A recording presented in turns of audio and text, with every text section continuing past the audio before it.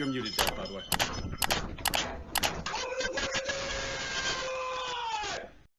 Welcome, one and all, to yet another episode of WIC TV. It's a cross-ideological space where we come together to talk about issues both political and cultural, from the silly to the serious. Gang, it's a special Sunday surprise stream we got for you today. We have Ryan Mullally in the house, representing anti-court packing, no court packing, and then we have Dev, who has chosen to represent court packing today. How are both of you gentlemen doing? What is going on? Feeling better. Was a little under the weather this weekend. Feel like I've recovered, so hopefully I've shooken out the cobwebs, ready to go. Dev, how you doing? Is my mic working? Can you hear me? You're a little low. A little low? Okay, hold on. I seem okay on my end. Not on my end. Maybe do I have you low on Discord? No, you're fine. Let me check my Discord then. Quick. I mean, we can hear you. It's just a little low on my end. I don't know if it's on your end too, Ryan, but it's a touch low, but I hear him just fine. Okay, how about that? I turn myself up like 10%. Yeah, that's fine. Yeah, I can hear you fine. Yeah. Chat says you're okay. A little bit higher? Okay. No, chat says you're good. I wouldn't go higher. Okay, well, we're already kicking off the night. Great. And I'm just going to read this super chat, and then we'll get into the opening statements. I'll let you guys go a little longer than I normally do. Then we'll get to the back and forth questions. I might jump in with questions as we go. $50 from Firearms and Fitness. Getting in before the debate, I think there should be 51 judges appointed to the Supreme Court. Each state nominates their own, and then the president appoints the last one. Each judge would be forced to retire after 10 years, or if they reach the age of 65. Thank you for that. Okay, you guys can't hear them? Hold on. That'd be bad. I think your audience probably does want to hear. You can't. Are you guys fucking with me? The OBS says they're going through. Oh, they're fucking with me. Okay, never mind. Yeah, I think they're fucking with you because I just played the stream back and it sounds like they can hear us. Okay, great. Awesome. That is a classic chat move. Yes, so. Awesome. Okay, with that, I'm going to give the mic first to Dev to make his case for court packing, and then we're going to let Ryan have his opening statement, and then we're going to get into it. Dev, go ahead. Okay, well, if you've seen my my video on court packing, you already know my stance, but the TLDR of it is, I think that justice needs to be done upon the Republicans for them stealing the Supreme Court pick under Obama. And it's as simple as that. Short and sweet. Okay, well, great. Since it was so short, can I ask some clarifying questions? Sure. Just before because I don't want to talk about things that don't matter. You offered some other rationales in your video, but you're sticking to just that one tonight. Well, the other rationales they're not as important as this one. Okay, like if those rationales didn't exist, this one would still be important. This would still carry it as well. Because I think the other rationales were like the 13 circuits and the the English common law tradition, and that should be important to conservatives who want to conserve tradition, but it's not the main point. Yeah, and I'm not gonna. If these are the points you want to talk about, then I'm not going to bother addressing them. That's fine. So okay, yeah. I mean, I think that's the heart of it, in the spirit of keeping this short and sweet. I've been on Wick's show and taken the position that what the Republicans did with Merrick Garland was a norms violation and problematic as such. So I'm not walking that back. I've always thought that was a problem, even though I liked the justice that came out of it. Like that doesn't make it not a norm violation. The problem with court packing is court packing opens, and by court packing I mean adding seats to the Supreme Court, opens a can of worms that what McConnell and the Republicans did does not open, which is the risk of kind of like infinite regression, where you just keep adding to the Supreme Court and you get up into a cycle of reprisals. And while we've lost a lot of norms in our country over the last 15, 20 years, there are some norms that I would call load-bearing norms, meaning they are the sort of norms that they actually do hold up the entire constitutional order. There's a lot of them that you can lose. Like It turns out you can open the door to partisan gerrymandering, and I don't think it's going to destroy the country. This one's a load-bearing norm. If we open this can of worms, I'm not sure how we recover, and I can get into the reasons why I think this is very different. And because of that, if the Republicans, for example, did to the Democrats what the Republicans did to them and withheld advice and consent from a nominee for purely partisan reasons, I'd say, man, I said it was a bad thing when the Republicans did it. I'm going to say it's a bad thing when the Democrats do it, but I understand tit for tat. I get it. I understand why they're doing that. But this is a court packing would be both an escalation and one which would lead us into a situation that would fundamentally risk the country in a way that very few policy proposals or norm violations could. And that's the reason why court packing must be rejected. And I have no reason to believe that you support the kind of the broader constellation of policies that I took issue with Pisco for. So I'm not going to talk about those unless you'd like to Which tell me that you policies were want to. those? Just so I'm clear. Oh, the broader constellation that kind of led to the confrontation I had with Pisco was he supports breaking the filibuster, which means that you could pack the court with 51 votes instead of 60, then packing the court to 13, then packing the Senate by recognizing additional states that would be reliable Democratic votes, which you can do without amending the Constitution. If you break the filibuster, it's just a bare majority, which would essentially lock the Republicans out of power and allow appointing of like essentially judges who could, I don't think Peace would admit this point, but who could or would rewrite the Constitution from the bench because there'd be nothing Republicans could do about it.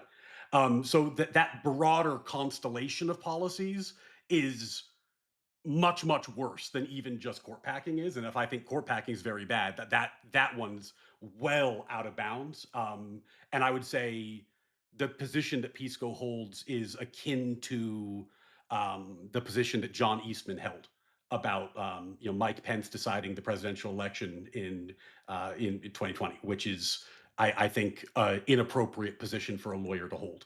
But I have no reason to believe that you support all of that. Right. I mean, I don't really know Pisco that well. I've talked to him a handful of times. I wouldn't necessarily say that we're politically aligned because I think he gives far too much deference to some of the communists in his midst, and I think that's a problem. However, when it comes to this stuff, I'm not sure. I'm thinking about it. And you know what? The only question I really have that's kind of on the tip of my tongue is, if the Democrats were to pack the court, is that illegal? No, it's not illegal. That's not the question. Well, no, that's my question, right? And It's since not. it is my question though, and that's It's why I'm at yeah, it's not it. illegal. Right. So what's the problem? Okay. I Well, mean, how they, I about this? mean, I mean, they can do it, right? Yeah, but how about this? It's legal for everyone to do it. So, for example, the Republicans have, if they wanted to, they have the political power tomorrow to do the following. They could break the filibuster, then use the broken filibuster. There's an island or a few islands that are disputed between Mexico and Texas. They're in the Gulf. You know what those look like to me? A state. Recognize those islands as a state with like 15 people. Now they have extra votes in the Senate. Pack the Supreme Court to 13 or 15 or 17 or whatever the number is. They could appoint any justices they wanted. Justice Mike Lindell, Justice Alex Jones. Like there's no constitutional limit on who they could appoint. And the Democrats have no numeric ability to stop them from doing it. They could do whatever they wanted. And you know what? If you took all those steps, it would be 20 years before the Democrats could regain power because of how badly you would reshape the political map. I would call that overtly tyrannical and a problem. I don't think it's a good idea. I think it's a bad thing to do. But I don't think it's better if the Democrats plan to do it. I think it's a bad thing to do. So, I mean, I guess my question is it's legal for the Republicans to do that. Is the legality something that makes you think that it's a thing we should support? At this point, I think so, yeah, because the Republicans have behaved absolutely fucking terribly, and they need to be completely fought with every possible measure. So here's the thing: Well, I actually just to be don't clear, believe. his No, question I'm gonna. was, yeah, his I'm question gonna was, answer. do you I'm gonna think that? answer it. Okay, okay. Okay, so because You said that the Republicans currently have the political will to do this. I don't No, believe they do. I didn't say they have the political will. I said they have the political power. Okay, right. Well, similar enough. I don't think they actually No, no, do. no, no. That's totally Well, different. no, okay, hear me out. Hear me out. Because if they actually did, they would have. All right. I believe. I believe No, that Dev, yes. you're fundamentally Hold on, misunderstanding my let Dev point. No, finish his statement though. Go Sure. ahead. okay, What do you okay. believe, Dev? Because Please. so like a couple of days ago, or maybe it was a week ago. I don't remember the exact timeline. But Trump straight up said on his Truth Social that he wants to turn the Save Act into an omnibus bill. He's ordering the Republicans to get rid of the filibuster themselves. Trump's issuing all these orders. He wants this shit done.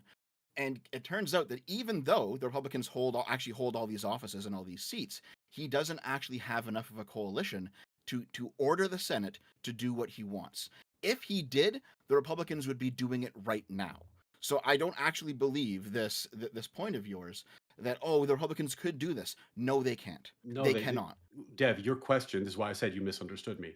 I said Okay. politically they have the power, meaning if they had the will, it is legal for them to do everything I just said. It would not be Sure. Yeah. illegal. They could do it. You asked Mhm. me earlier, you said, my question is it legal? And if it's legal, the implication was that it's okay. And I'm saying it is legal for the Republicans to do a vastly tyrannical scheme that would lock Democrats out of power for a generation at least. Do you think it's a good thing for them to do it? They ought do it just because it's legal. I mean, no, but that's because the Republicans actually are a tyrannical power at Well, this point in the but United States Republic. but Yes, Dev, yes, they absolutely but are. Dev, The Democrats aren't. Dev, There are two different moral standards here. but Dev, the Republicans, as you just pointed out, though they have the political power, are not doing this. So the very same scheme that Pisco is laying out, this kind of like grander scheme, is something they could choose to do, but they are not doing it because it's such a dangerous norm violation and because it's so overtly tyrannical. So saying that the Democrats should do something that's so tyrannical that the evil quote unquote barbarian Republicans won't do it is kind of a weird point. Like, what? How can you fight tyranny and fascism by doing a thing that's so awful that even your political enemies, who you think are limitless in their deprivation, won't do? Listen, they're not choosing not to do it because it's a norm violation. They're not doing it because they can't. That's really it. Trump can't get the votes together to do all the things he's been Why asking the can't he? Republicans to do. Why can't he? Because there's just enough Republicans who understand that basically their entire side of the aisle is rotten down to the core. And even though they're cowards, they're hoping if they just keep their eyes closed until Trump leaves office, hopefully in 2029, that things will go back to normal. Unfortunately, things won't go back to normal until the Republicans have been punished for all of the things they've done. So the irony of this, right, is that you know, like if you are saying that the Democrats should do something that the evil Republicans in your mind won't do because some of the Republicans think it's a very bad and dangerous idea, even if it's not all of them. Now, I could quibble with you, but even if I just accept your articulation of why the Republicans aren't doing it, that means you are advocating for a step that is so tyrannical that even the Republicans who you despise won't do it. It doesn't strike you as a problem to advocate for your side to do something that's so tyrannical that the other side that you hate and despise won't touch. You had your hand up, Wick? Did you? No, answer that question and then. Sure, sure. Yeah. Um, it's mainly because the Republicans they just don't have to do these extreme things. They already hold all the levers of power. Trump's still doing tons of ridiculous bullshit without stepping up to these extremes. The Republicans don't have to do this stuff to do all the institutional damage they're currently doing to the United States. Oh no, but if they did this, they could do all kinds of stuff. They could pass the Save Act. They could do all kinds of alterations to the way that voting is done in the country. They could appoint judges who are going to interpret the Constitution more consistently in favor of Trump. He lost the National Guard case. He lost the tariff case. He lost the abortion pill case. Those things could all be fixed with court packing. He Which could is why Trump is trying to push it. Yes. Yes, and He's he's actually not he but is. He literally posted several times that he wants them to do this. the plan that I outlined, which was much more extreme than just filibuster, the nuking the filibuster. It was nuke the filibuster, expand the Senate and pack the Senate by adding states for partisan purposes, pack the Supreme Court with justices who are going to do what you want them to do, plus extra stuff that we could get into. That is a extraordinarily extreme tyrannical view. And by your own admission earlier, you said the Republicans aren't doing it. So yes, the Republicans aren't doing it because it's tyrannical. I don't think you can have it both ways. I don't think you can both say the Republicans aren't doing it because they know it's tyrannical and they're not going to do it, and the Republicans are currently doing it because President Trump said something about the filibuster. I think that you like what I'm trying to square up for you is that this package that you are endorsing, I'm surprised you're endorsing it because it's a crazy thing to endorse, but this package that you have opted to endorse is so vile. It is literally the end of democracy. It's a recipe for one party power, and nobody should co-sign on this. It's a crazy thing to co-sign on to. Ryan, your democracy is already done. All right? It's over at this point. You have a vice president who's currently in office who said he would have listened to the Eastman plan. All right? So as soon as the next presidential election happens, you're going to have not Pence, sorry, Vance in that seat, and he's going to be presented probably with more false slates of electors, and he's going to be like, "Oh, well, I don't know, but maybe I should actually follow the plan this time." Like things are already at that point. Okay, we okay. I've watched some of your stuff, and I have no idea how you don't understand this. Maybe you just kind of live in La La Land or something. I don't know, but things are already cooked. All right, it's done. At this point, the Democrats must simply lock the Republicans out of power for a generation. Okay, it has to happen. Until MAGA is ripped out of the American Republic, root and stem, there can be no peace. Okay, so if that is the position, and this is what I've been saying for the longest time, which is that like I don't think we're there. I actually am much more optimistic about the resilience of our republic and the resilience of the people in our constitution. But if we are where you say we are, which is a crazy fucking thing to say publicly, but if we are where you say we are, then why complain about norm violations at all? Like what's a norm if we're at the black pill end zone of the end times where people are just going to be doing open partisan warfare with no limits forever? Who gives a fuck about norms at that point? Why shouldn't the Republicans do all these things I've outlined? Because they have political power right now. Like if only for expediency, like only for your own self-preservation, isn't it kind of dumb to say that publicly? Because if the Republicans believed you, if the Republicans believed the thing you just said, then it would be totally rational for them to do the most tyrannical, diabolical things imaginable. And there's fuck all the Democrats can do about it. They have no power to stop it. So I guess I'm saying, what is the point you're making here? Like you seem to be advocating for the Republicans to do the thing that you hope they don't do. Well, no, I'm not advocating for that because the Republicans are bad and the Democrats are good. The Democrats should take power back and do the right thing. Okay. The Republicans shouldn't. But hold on, this is a moral argument. I mentioned legality before specifically because yes, the Republicans can do all these things, and it would be rational for them in their position to do all these things. But I don't need to care about what's rational for the Republican position because the Republicans are moral lepers. They So do simply need to be crushed. That's so, that. so Yes. your position is simply rule for thee, not for me. That's what your position boils down to.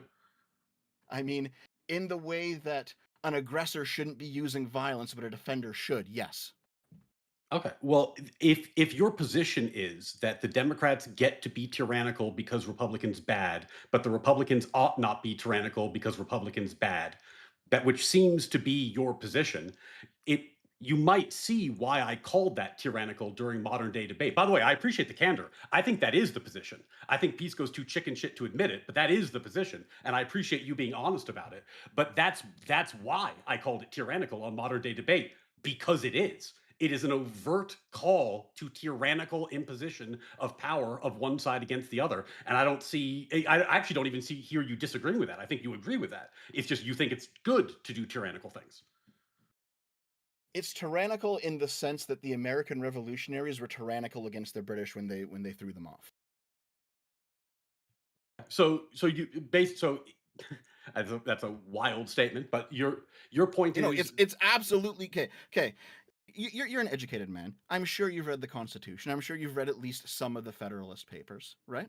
there's a good chance. Of course, yes. Now, what was the purpose of the Second Amendment? You don't need to go to the Second Amendment. Go to the Declaration. It's better.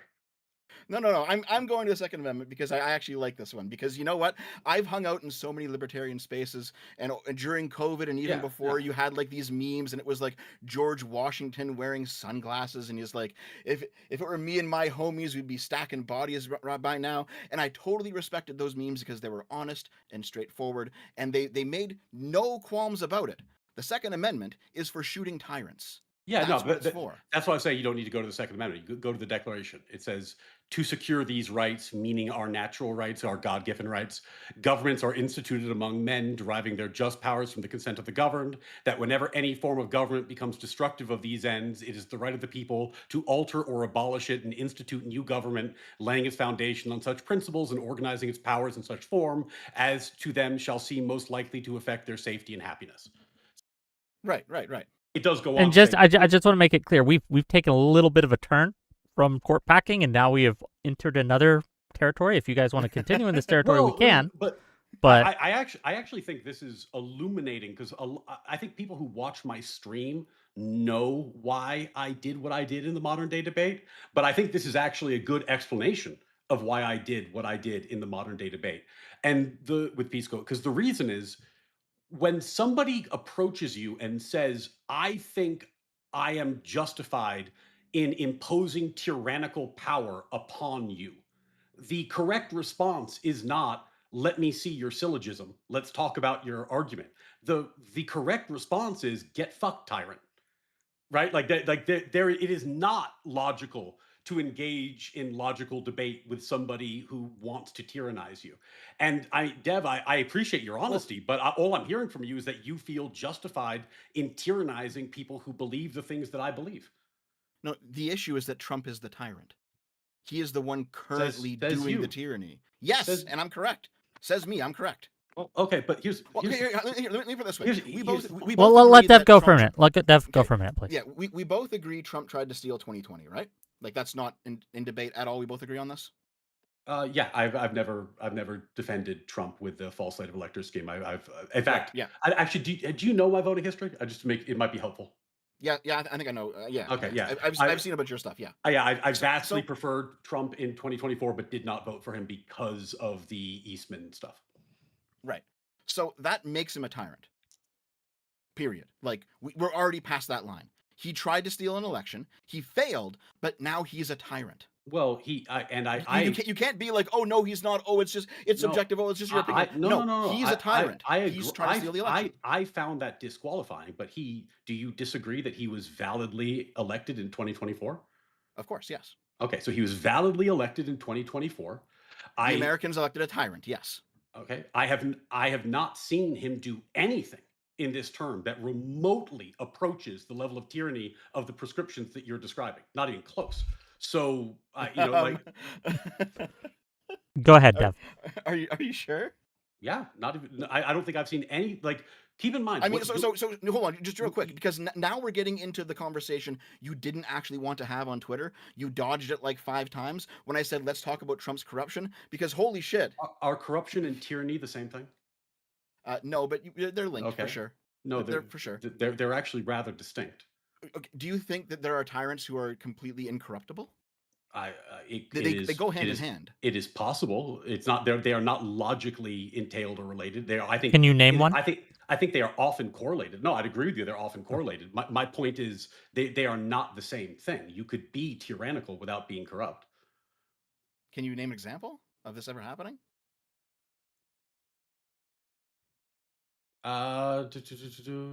Probably not. I mean, I think it's unlikely, but my point is they are not the same thing. And I think Sure. you'd agree with that. Just for my edification, would you say that lots of corruption might be a sign that someone might be a tyrant? Like that could be something like, oh, there's a ton of corruption here. Maybe we should look into whether this is a tyrant or not.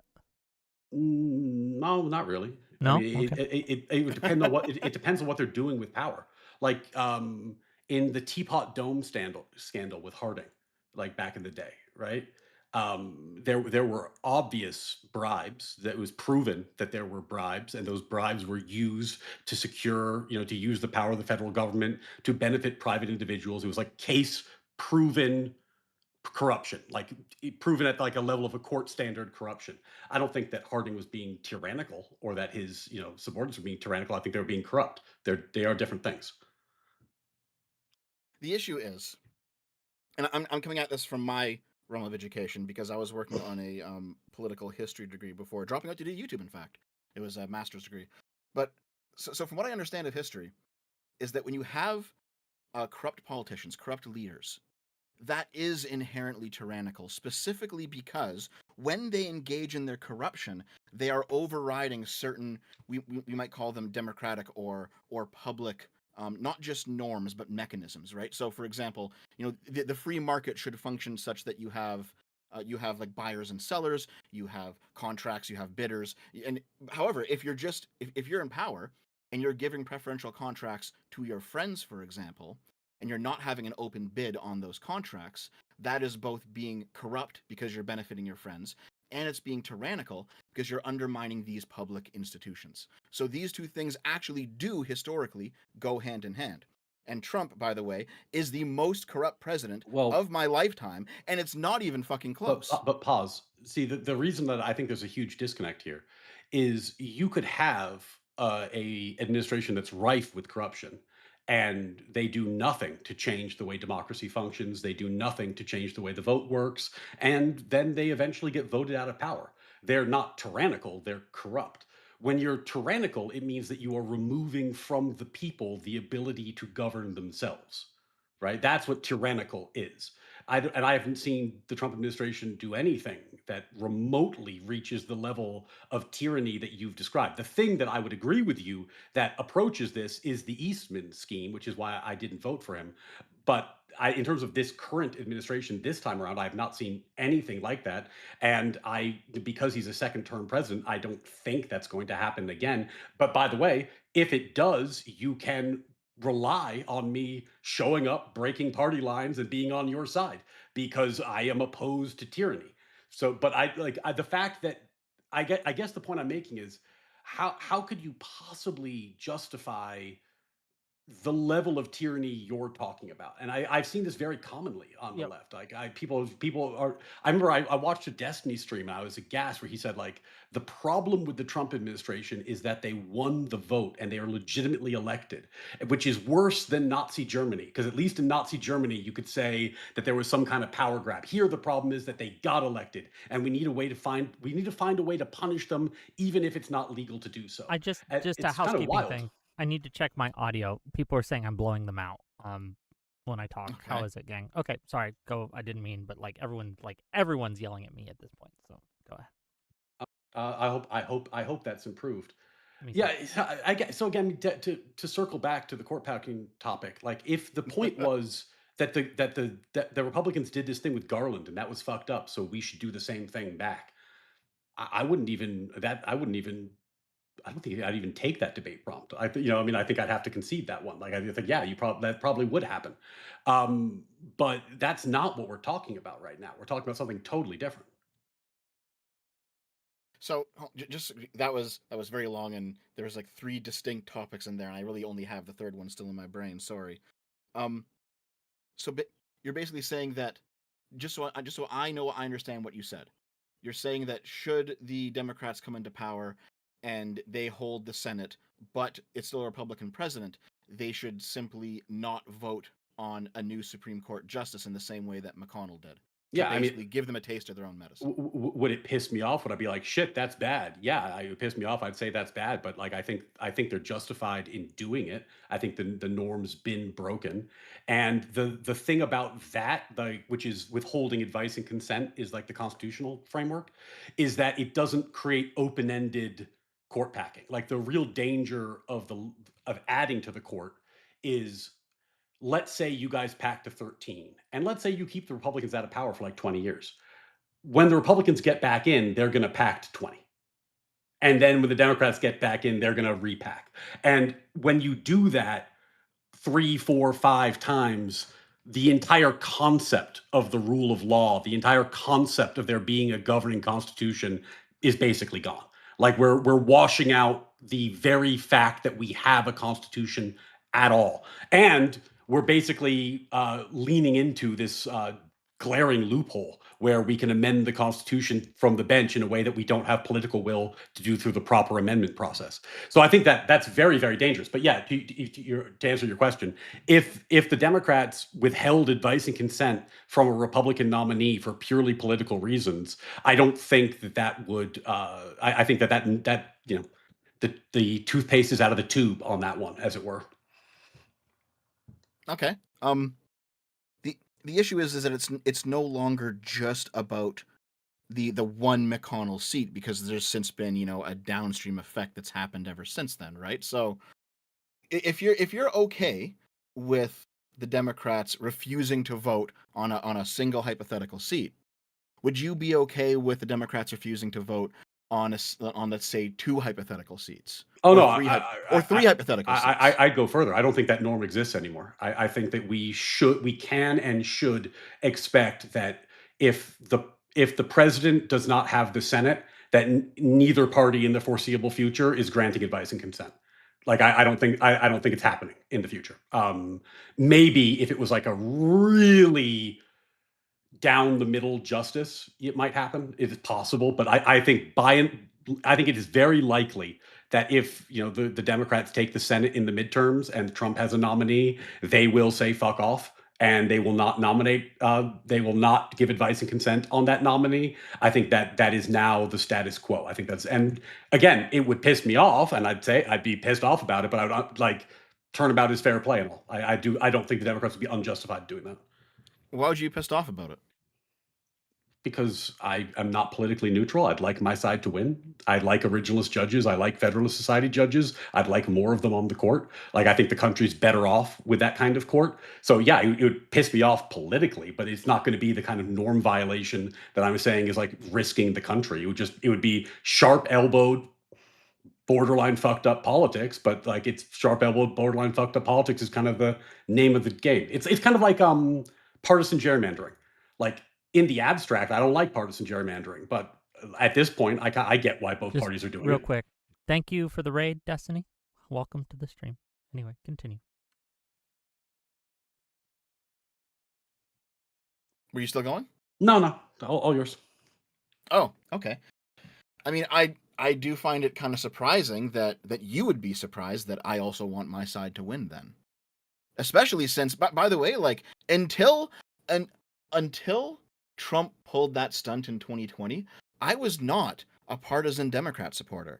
Like I first came to prominence on YouTube in the very small way that I came to prominence, being an anti-SJW, being an associate of Sargon's, Based. talking about cultural issues, and I still don't like woke shit in video games and all that. But you know what?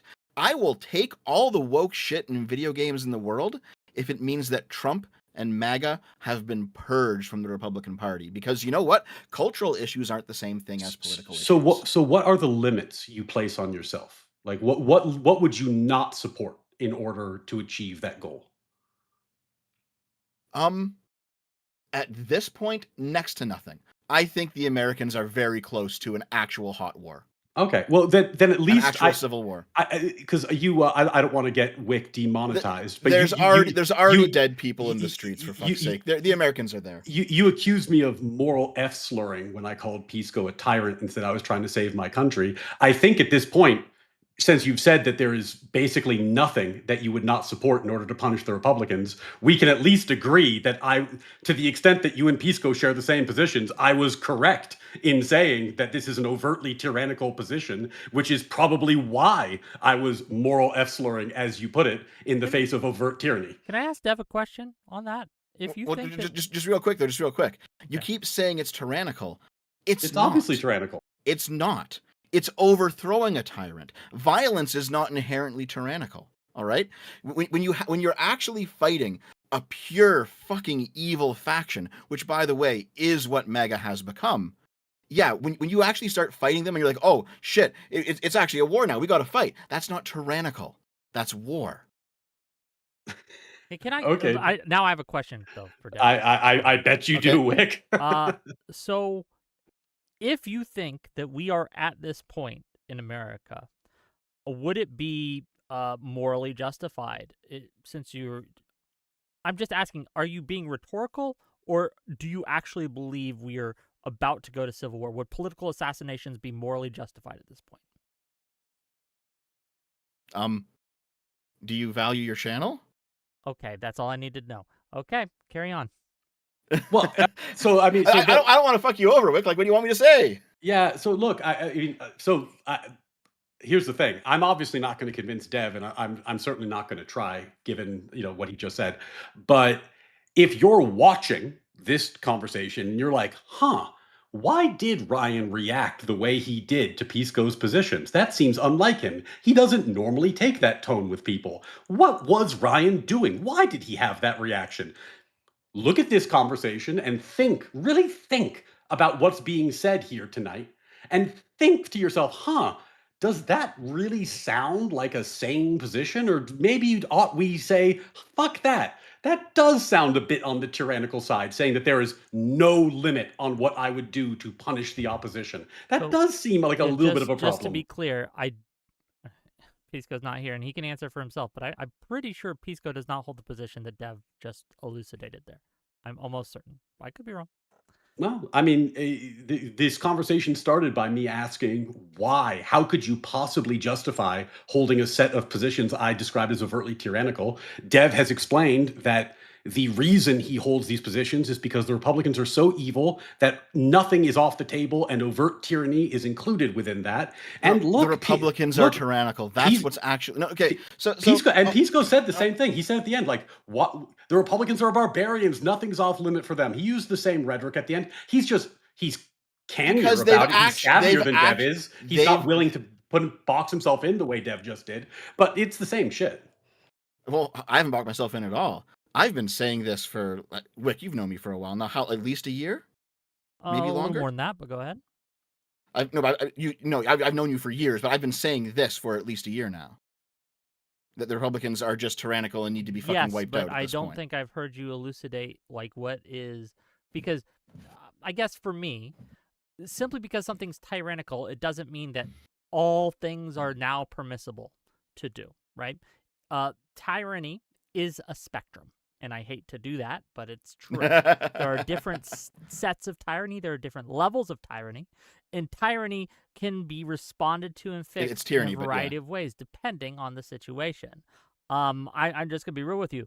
I 100% disagree with you in the strongest possible terms that we are in a situation where a hot war would be justified in America. We are just not anywhere. We are not even in the same solar system yet. Yeah, and this is the thing that I mean, look, I'm not saying that I'm like necessarily the representative or represent anyone other than me and my small community, but the idea that there would be no limiting principles, that someone asks you, what are your limiting principles? And your answer is none. That's fucking crazy. That's a crazy position. Because if there's no limiting principles, then fuck it. That actually is civil war. That's war in the streets, that's state seceding, that's Civil War 2.0. Because, if we're not going to have any principles that guide or limit our behavior, then yeah, we're at the end of the line. But I certainly don't think we're there yet. And if you ask me that same question, there are many limits that I have in terms of like my ability to support the right, and which some of which I've articulated here tonight. So anyway, I find that position truly wild and odd, also because like even when I talk to people that I'm sure you hate, like a Rob Noor or an Andrew Wilson or like an Orange Schreier, like they have limits on when they're going to support the right. They might not be limits that you appreciate, but they certainly have limits about what they would do and what they think is justified and what would be the end of the road for them. So I just the idea that you're giving an open-ended check to the Democrats to do literally anything because you think the right is so evil, I don't think that's a justifiable position, Well, and I to hope to be clear, God that the audience is just to be clear, it's just recoiling in horror at the fact that you said that, so as they should. just to be clear, it's not simply that because the Republicans are evil, though they're quite evil right now. It's that the Republicans are tyrants. It's the same standard that you have. When you were talking to Pisco, you were talking about tyranny. You were talking about how you thought that Pisco was coming for your country and things are never going to be the same again. That is how I feel about the Republicans. And the difference between you and I is that I'm factually correct. I am more in line with the objective reality because Republicans do, in fact, violate norms and laws and boundaries and the Constitution constantly. The Republicans did, in fact, try to steal an election. The Democrats didn't. The reason I give these two sides different weight is because the Republicans are actually worse. Okay, but the point here is I asked Pisco and I asked you whether you would support a set of positions that was overtly tyrannical and would lock the other side out of power. You both said yes. They're not tyrannical. If you Is the think point? They're not if tyrannical. you think that You keep I saying hold that, but it's not true. They're not tyrannical. well, Dev, to be totally honest with you, given that you have voiced support for political violence and open warfare, why on earth would I take your view of what an is and is not tyrannical into account? You don't really seem to have a lot of respect for the norms you're trying to preserve. Do you think that political violence and tyranny go hand in hand all the time? Dev, that isn't even How remotely is your related to what I just said. it is a direct response to what you Okay, just said. then steel man my position, please. Just real quick. How was your country founded? It was founded on political violence.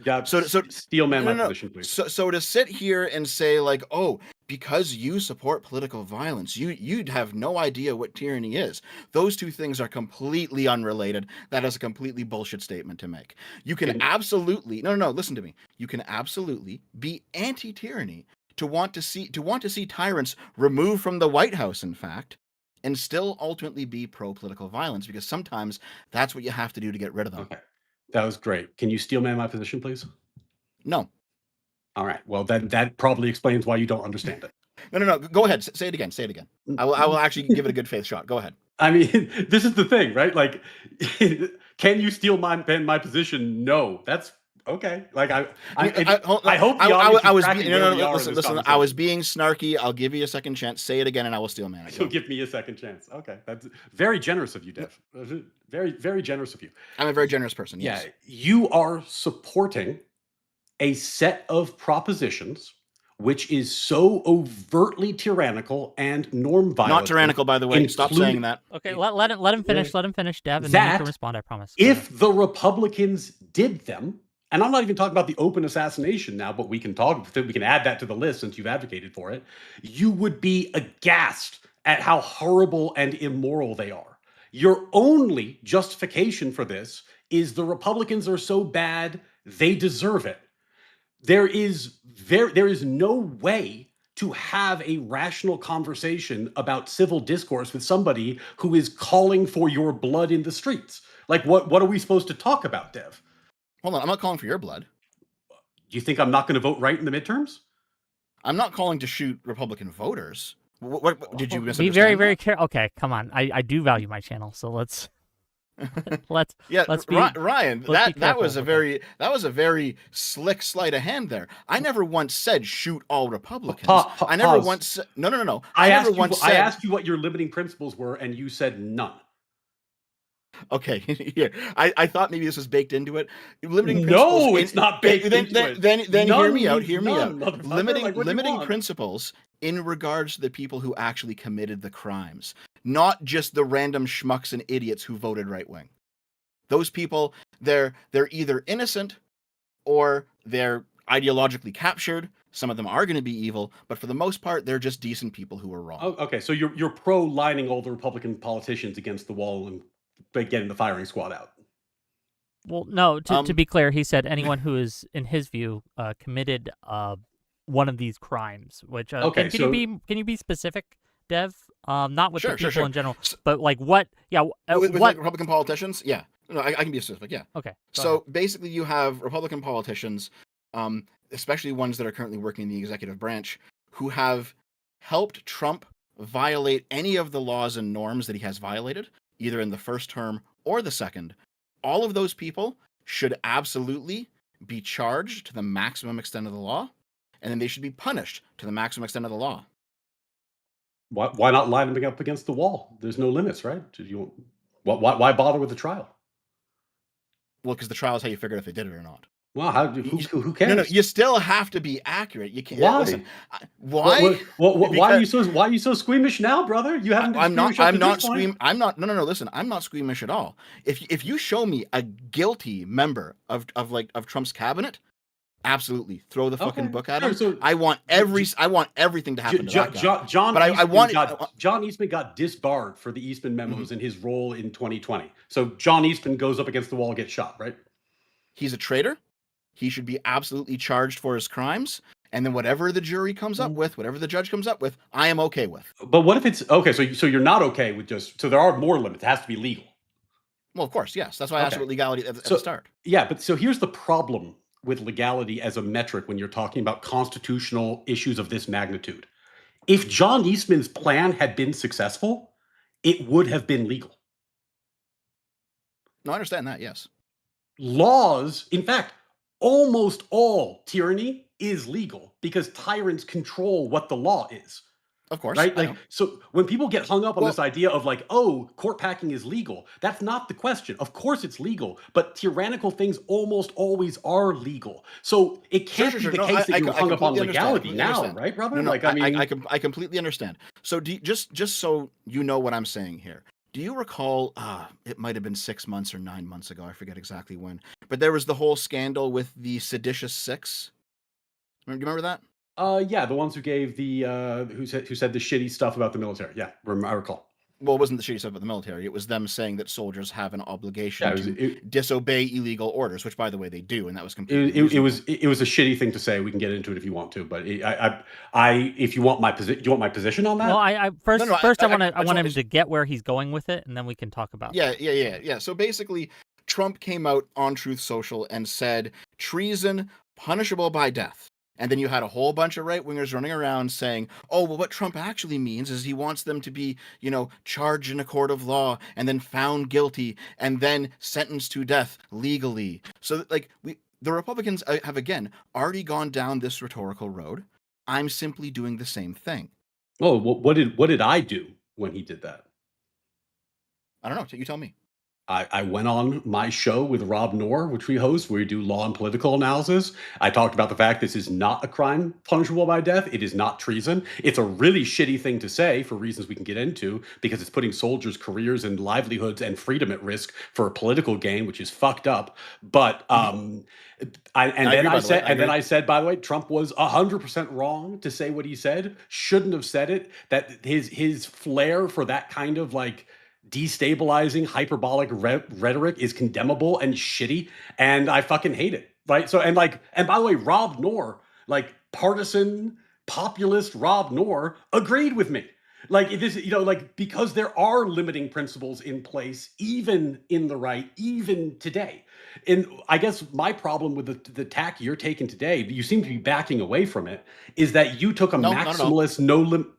Well, first you said no limiting principles. Now that it has to be legal, it has to be only the Republicans, it has to be after a trial. So you've added a bunch of limiting principles. So you clearly are backing away from the idea that there's no limiting principles, right? No, because I still expect those trials to come up with guilty verdicts. Yes. Okay. What if it doesn't work? What if they're not guilty? I actually do still have faith in the justice system, such that all those who are guilty, like for example Trump himself, will be found guilty, Uh, I and mean, all those who aren't won't be. okay. So then if your position, then I would take it that Do we try him before or after we pack the courts?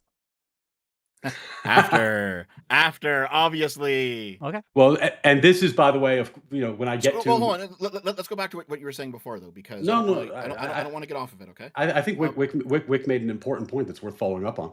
That's what I was saying about tyranny being legal, right? Like you can, if you, for example, if the Republicans packed the court with, I'm going to do an extreme hyperbolic example right now, but if they broke the filibuster and packed the court with 300 of the most partisan right wing pundits you could imagine, right? Not even lawyers, just pundits, and they just put 300 of them on the court. And then they said, you know what? Every Democrat we're going to charge with treason because they violated the First Amendment.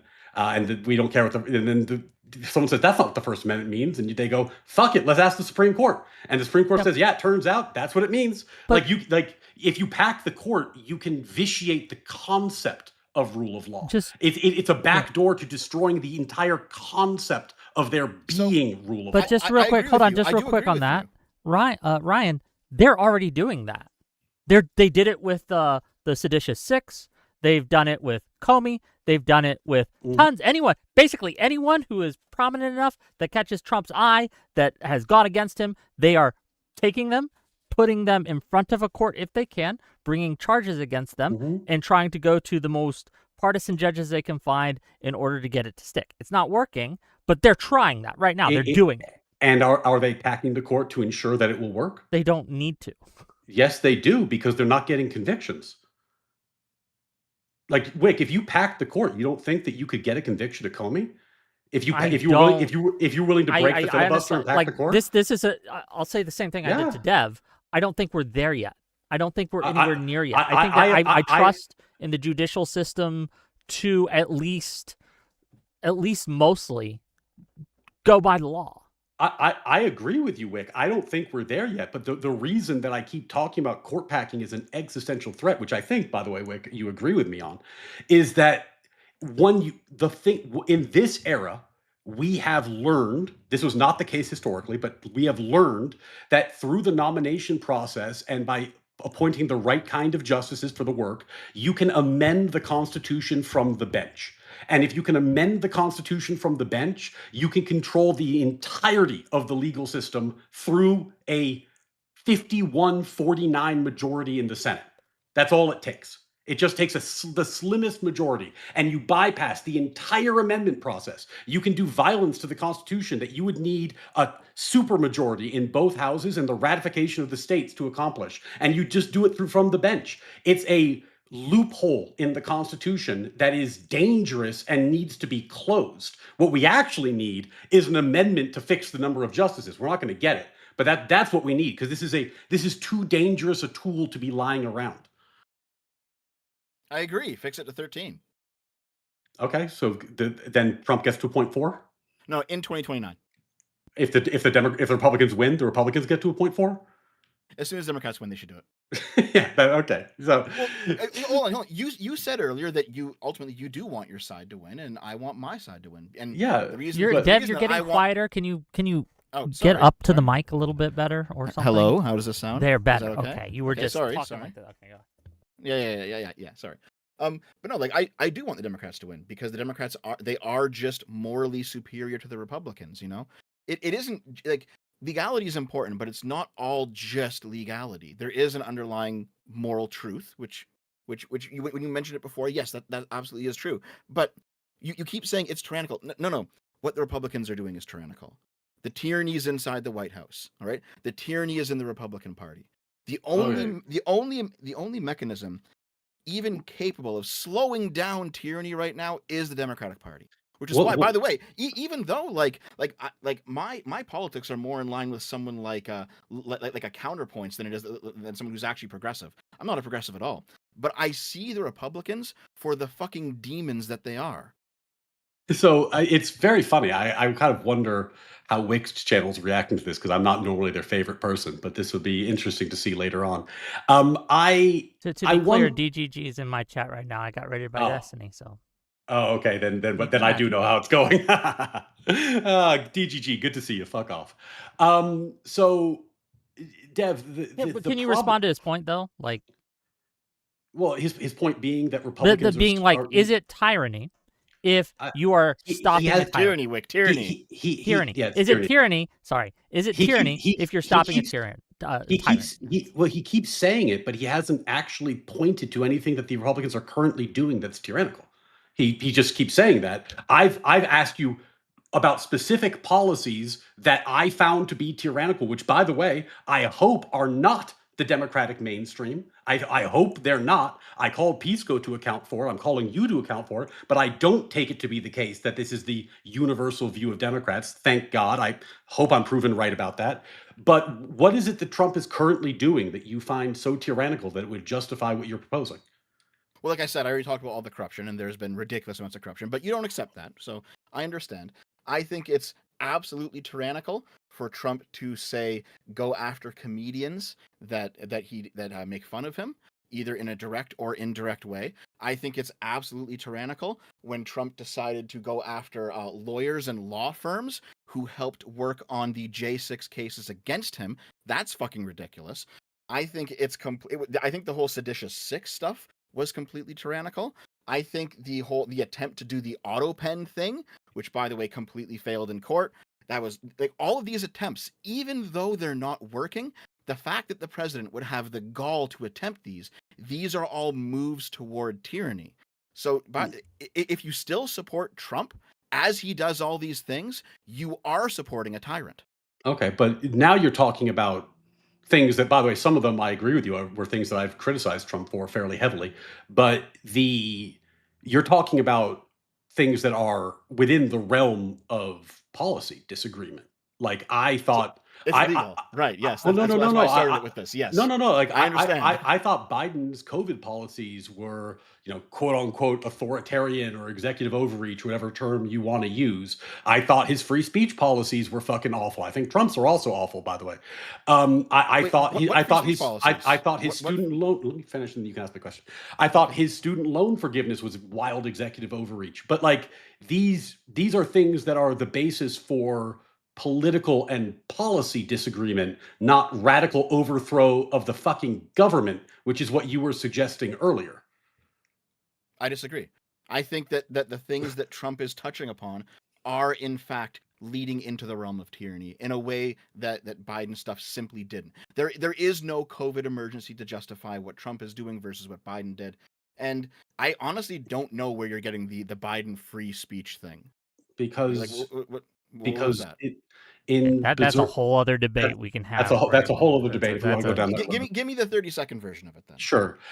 He created, it was shortly just after disbanded, but he created a board to police quote unquote misinformation on the internet. He was accused in the case Missouri v. Biden of sweeping censorship of largely conservatives, which was then, though that case was ultimately dismissed on procedural grounds by the Supreme Court, was verified by the testimony of the CEO of Google and also of Meta, Mark Zuckerberg, that in fact there was political pressure to censor conservatives.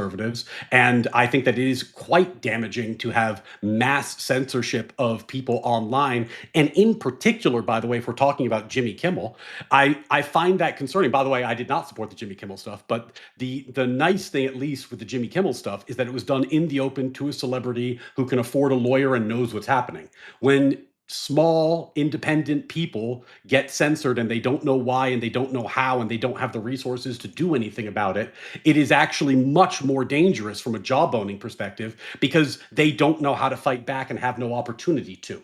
So yeah, I think there was a lot of problems with Biden on free speech. But if you want to say that Trump's bad on free speech, by the way, I'll just concede that because I also think Trump's fucking terrible on free speech. But like this is a question of policy. Like these are bad policies that I oppose. That's not like the rivers run red with blood, there will be no more elections tyrant.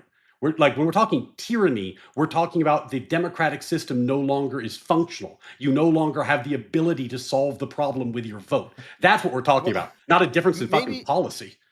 maybe I'm just more of a libertarian than you because, like I said, I hung out in libertarian spaces for like 10 years, and I recall libertarians being very strict on the First Amendment. It's like, no, you violate this, it is revolution time. And I agreed with them for a very long time. And you know what? On some level, I still do.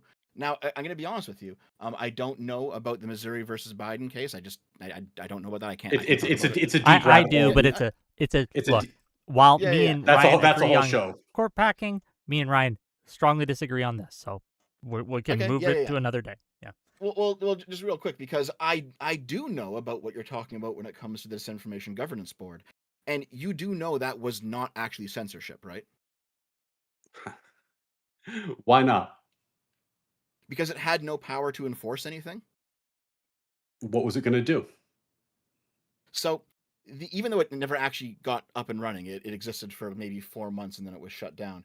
The Disinformation Governance Board basically existed so that people in the executive branch could monitor social media specifically to pick out propaganda being pushed by enemies of America. So we're talking Russia, China, Iran, these sorts of places. And then take that information and give it to law enforcement so it could be investigated as possible foreign interference. That's not the Mm. same thing as censoring American citizens. Now, So did you what? bring this one up because you thought I didn't know about it? I did a deep dive into this on my channel. No, I just don't think you know what jawboning is. But the point here is, and the reason, for example, like with Jimmy Kimmel, they is was there any actual governmental action taken that forced Jimmy Kimmel off the air? Was he directly censored by the government? Okay. Hold on. Do you see where I'm Just going with this? no. I completely get it. You're doing the turbulent priest idea, right? I don't know who's that. Who I don't know who that is. The point Won't on someone rid me of this turbulent priest? It's a Yeah, quote. the turbulent And priest phenomenon is when a leader does not directly order his followers to do an action because it might be like politically damaging to them. So they give a hint and they allow the followers to fill in the gaps and then do the thing for them.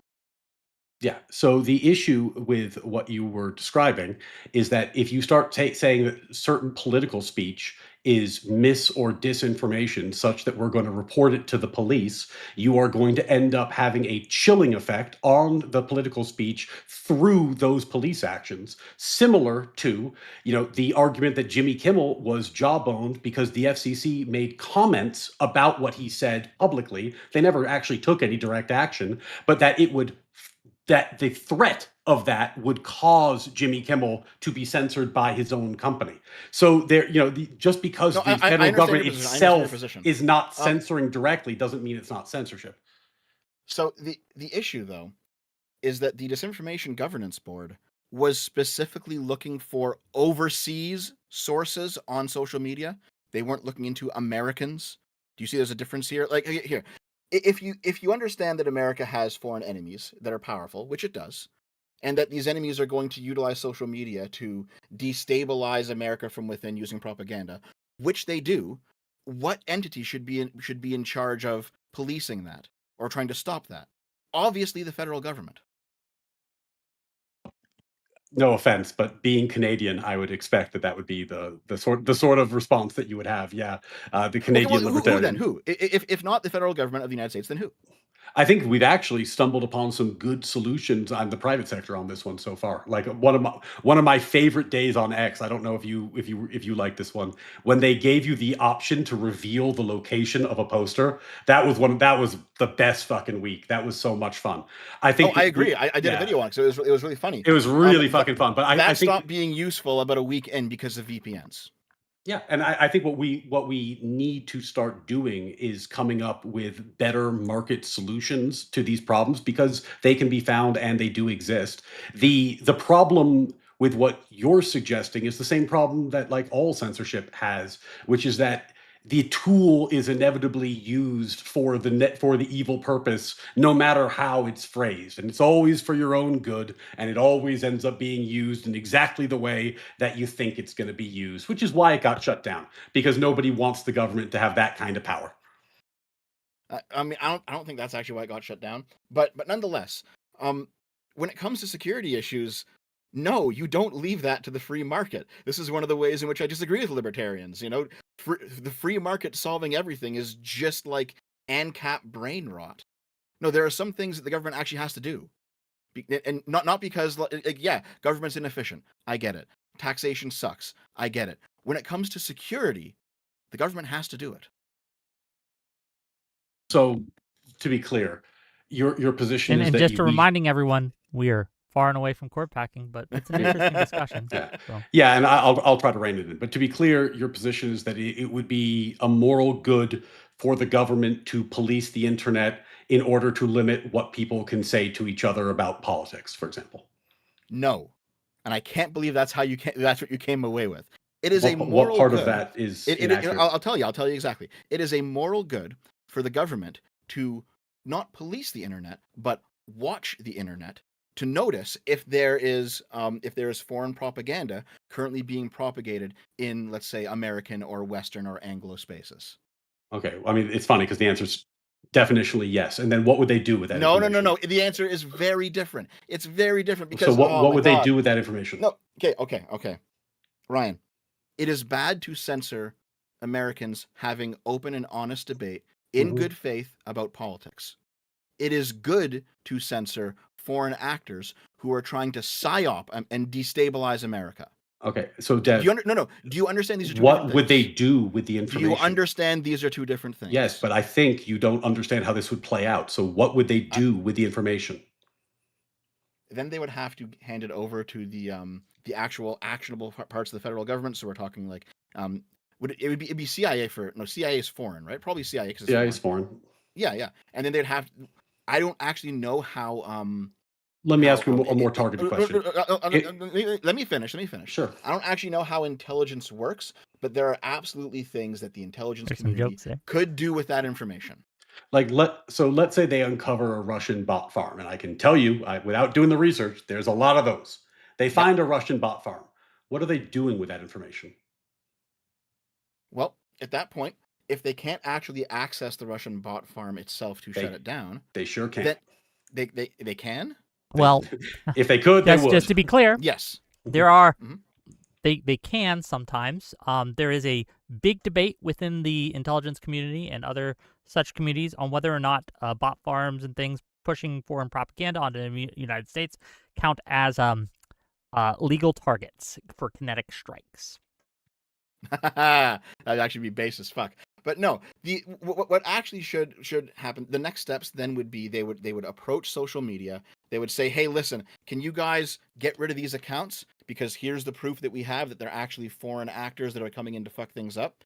And they should make that request. And then social media, hopefully, would then do it. And then if they don't, bring them to court and make them do it. Okay, so then we're what you're suggesting is that we do what England is doing, for example, where they attempt to enforce their speech laws on platforms like X universally. Yes, however, the difference is that the UK, sorry, the UK's speech laws are actually pretty fucking awful. I'm sure you know that as well. But these ones, they aren't. Well, for now. Okay, yes, yeah, yeah. No, no, no, no, no, you no, no, no. Listen, listen. it always starts off with Yeah, just yeah, the tip, I get but it. Listen, then I then I was in. 5 years later, you're living No, in the no. gulag, comrade. Listen to Like me, listen to me, okay? Because I've been in libertarian spaces for like 10 years. I understand the argument. Like, if you give government the power to do X, Y, Z, even if X, Y, Z is good, eventually they'll do something that's bad. yep. I understand that completely. The issue with that libertarian position, though, is that if the government is evil, they'll do it anyway. They don't need some sort of pretense to be like, oh, well, you let us do X before, now we're going to do Y. They'll just fucking do Y. This is why libertarians, though I think morally they have a lot to offer, they're fundamentally wrong when it comes to the practical use of power. Because So a tyrannical government will censor you whether or not a good government actually censors proper bad faith actors.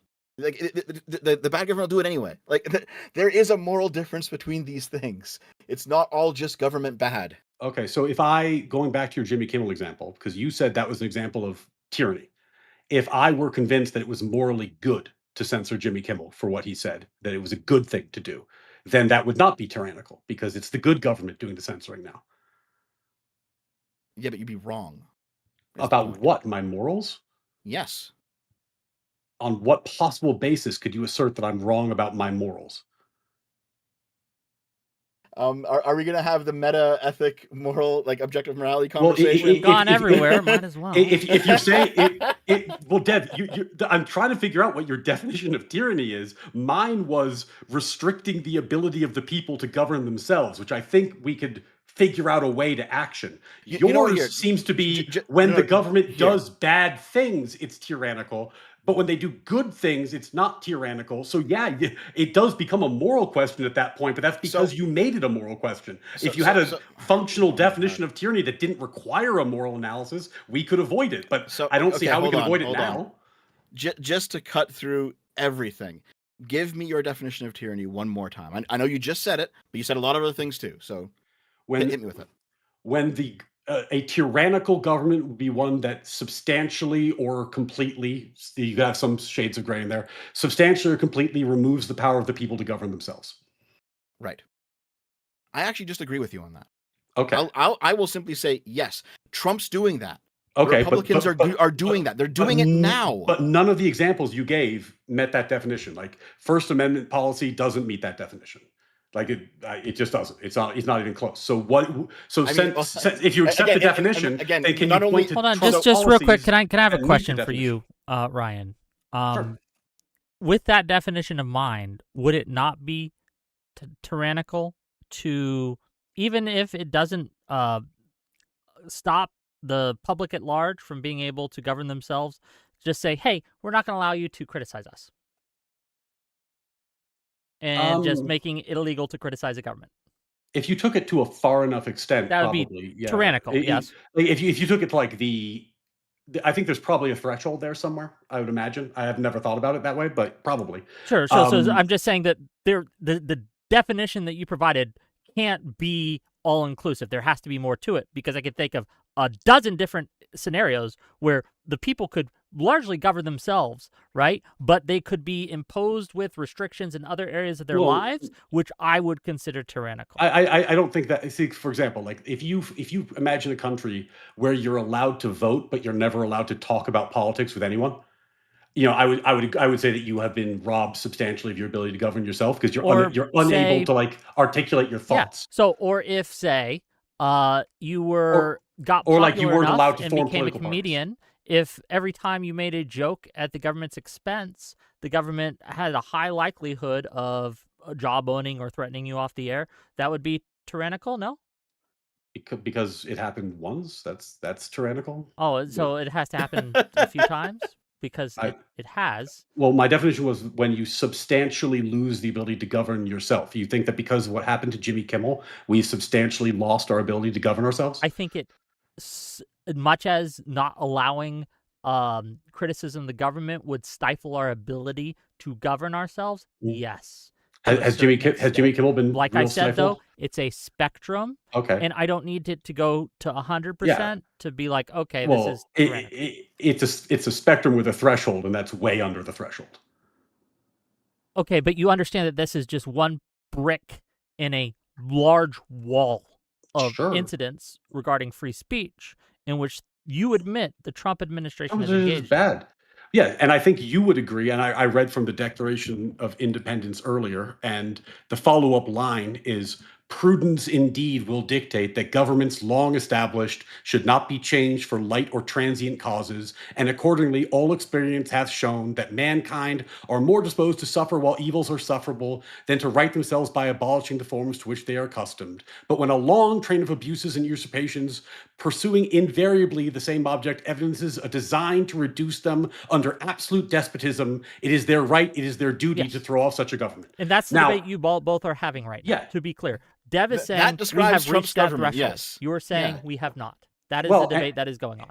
well, there's two layers to the debate. The first was a set of policy proposals that, in and of themselves, would satisfy that definition, which Dev accepted, said were a good thing, and that the Democrats ought do.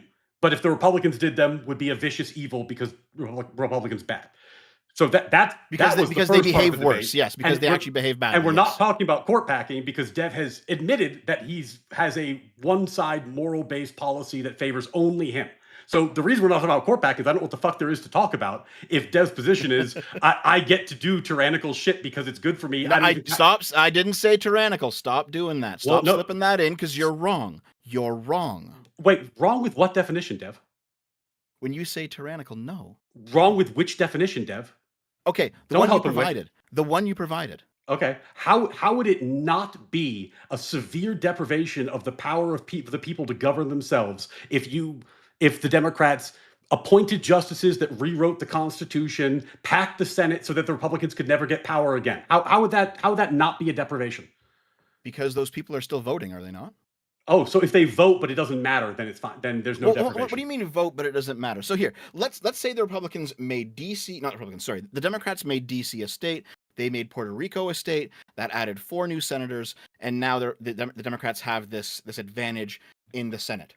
Those people, all the people in America are still voting. The people in DC are voting. The people in Puerto Rico are voting. They're still choosing their government. In what way are they not choosing their government? Okay, so I take it then that you have no problem with, for example, the VRA and Republicans reversing those districts because everyone there gets to vote. What's the VRA? Sorry. The VRA was the Voting case Rights that's, Act, just to yeah, acronym. the vote, Right. Yes. yeah, Yes. because Well, everyone in those, they used to get racially gerrymandered districts that would create majority minority districts. They no longer do. So, but they all still get to vote. So that's totally fine in your mind. Well, you watched my video, right? And you saw the part that I talked about that, and I I said, didn't see yeah, that. it's actually. I did not see that part. Just for my Oh, audience's okay. sake, All right. explain I it. thought you please. watched it. I thought you watched it. Okay. So in the video, I mean, you said at the start you watched it, but okay, fine. In the Yeah. video, I said that ultimately I am a colorblind meritocratic liberal. I don't believe that any race, white or black or otherwise, has some sort of right to have a district just for them. I think that's kind of ridiculous. So even though I understand that the Voting Rights Act was put in place with the intention to stop racism, and that's still an Mhm. admirable goal, they should have found a different way to do it. And I don't necessarily like the way that that act was laid out. Oh, okay. Well, then I'm glad we agree on something. The VRA was a tragic mistake the way it was used, and I'm glad that it's been fixed. But I wouldn't go that far, but the there's still problems that have to be fixed with racism, obviously, but that wasn't the way to do it. Okay. So then, in my example earlier, if the Republicans split Texas into three, or they made the islands between Texas and Mexico a state, all the people there would still get to vote, right? Sure, yes. Okay, and then they would have like what, a 6 to 8 vote lead in the Senate going forward. They would, yes. I Okay, understand. so not tyranny. No, ultimately still tyrannical because of the other things the Republicans have done. No. Listen. You keep doing this, man. Like, Well, dude, no. Dev Let me explain actually before fucking answer you, okay? Because you do this thing where you completely ignore the moral difference between the Democrats and Republicans. And yes, okay. So when it comes to your definition of tyranny, and we're talking about just allowing the people to choose the government for themselves, we've already passed that point. Like I said, like an hour ago, okay? And for some reason, this didn't stick with you, but like I said an hour ago, Vance has already said he would accept false electors. That is stealing the fucking election. That means that no, under the Republicans, people do not have the ability to choose their own government, which means that it is a tyranny. So when the Republicans do XYZ, it is tyrannical because they've already done the tyranny. And when the Democrats do XYZ, it's not, because the Democrats are not forging false slates of electors. The Democrats don't have a VP that says, "Oh, I'm just going to accept those because it's completely fine. That's completely legitimate." It like there is a difference in the way the two sides behave that make it so that when the Democrats get more seats in the Supreme Court, that's actually fine. Well, Dev, There's a difference in how they behave. Does the definition turn on morality or not? You keep going back and forth on this because earlier I gave you a definition. Your definition relied Okay, on morality. here. Then You know what? then you got kind of like, oh shit, why are we doing morality? When I started probing what you mean by that, Well, it's just then 'cause and the then you said you conversation's accept cringe. my Here. definition, which did not Here. include morality. But now you keep trying to bring morality back into Okay, it. here. I'm just not sure Here. that Okay, you seem fine, to be all over fine. the place. Like, what definition are we using? Fine. If you want to use morality, we can use Just morality. just hold on. Oh my You're God. both I'll talking over answer each you. other. I'll Both answer you. of you. Okay, so you guys have been very polite actually up until now. Let's one at a time. Dev, give us your statement. Here, I will restate what I've said to you without bringing up morals at all, because the primary reason is that conversation is fucking cringe and annoying. I hate the philosophy wonk bullshit. Okay, that's basically just it. Tyranny. The fuck, it just left my brain. Fuck me. Okay, tyranny. The ability of people to choose their own government. Understood. We're not going to bring morals into it. The Republicans have already violated that. And they violated it by having a vice president who has said, "I will accept false electors next time around." That means that voting's already off the table, which is why the Republicans are tyrannical. First of all, can you point me to that quote? I'm taking your word for it, but I'm not familiar with it. I'll find it while you guys debate. Yeah, that'd be helpful. And so then the evidence of tyranny is that J.D. Vance, and we'll find the quote, but J.D. Vance said something. Let's see here. I also got it here.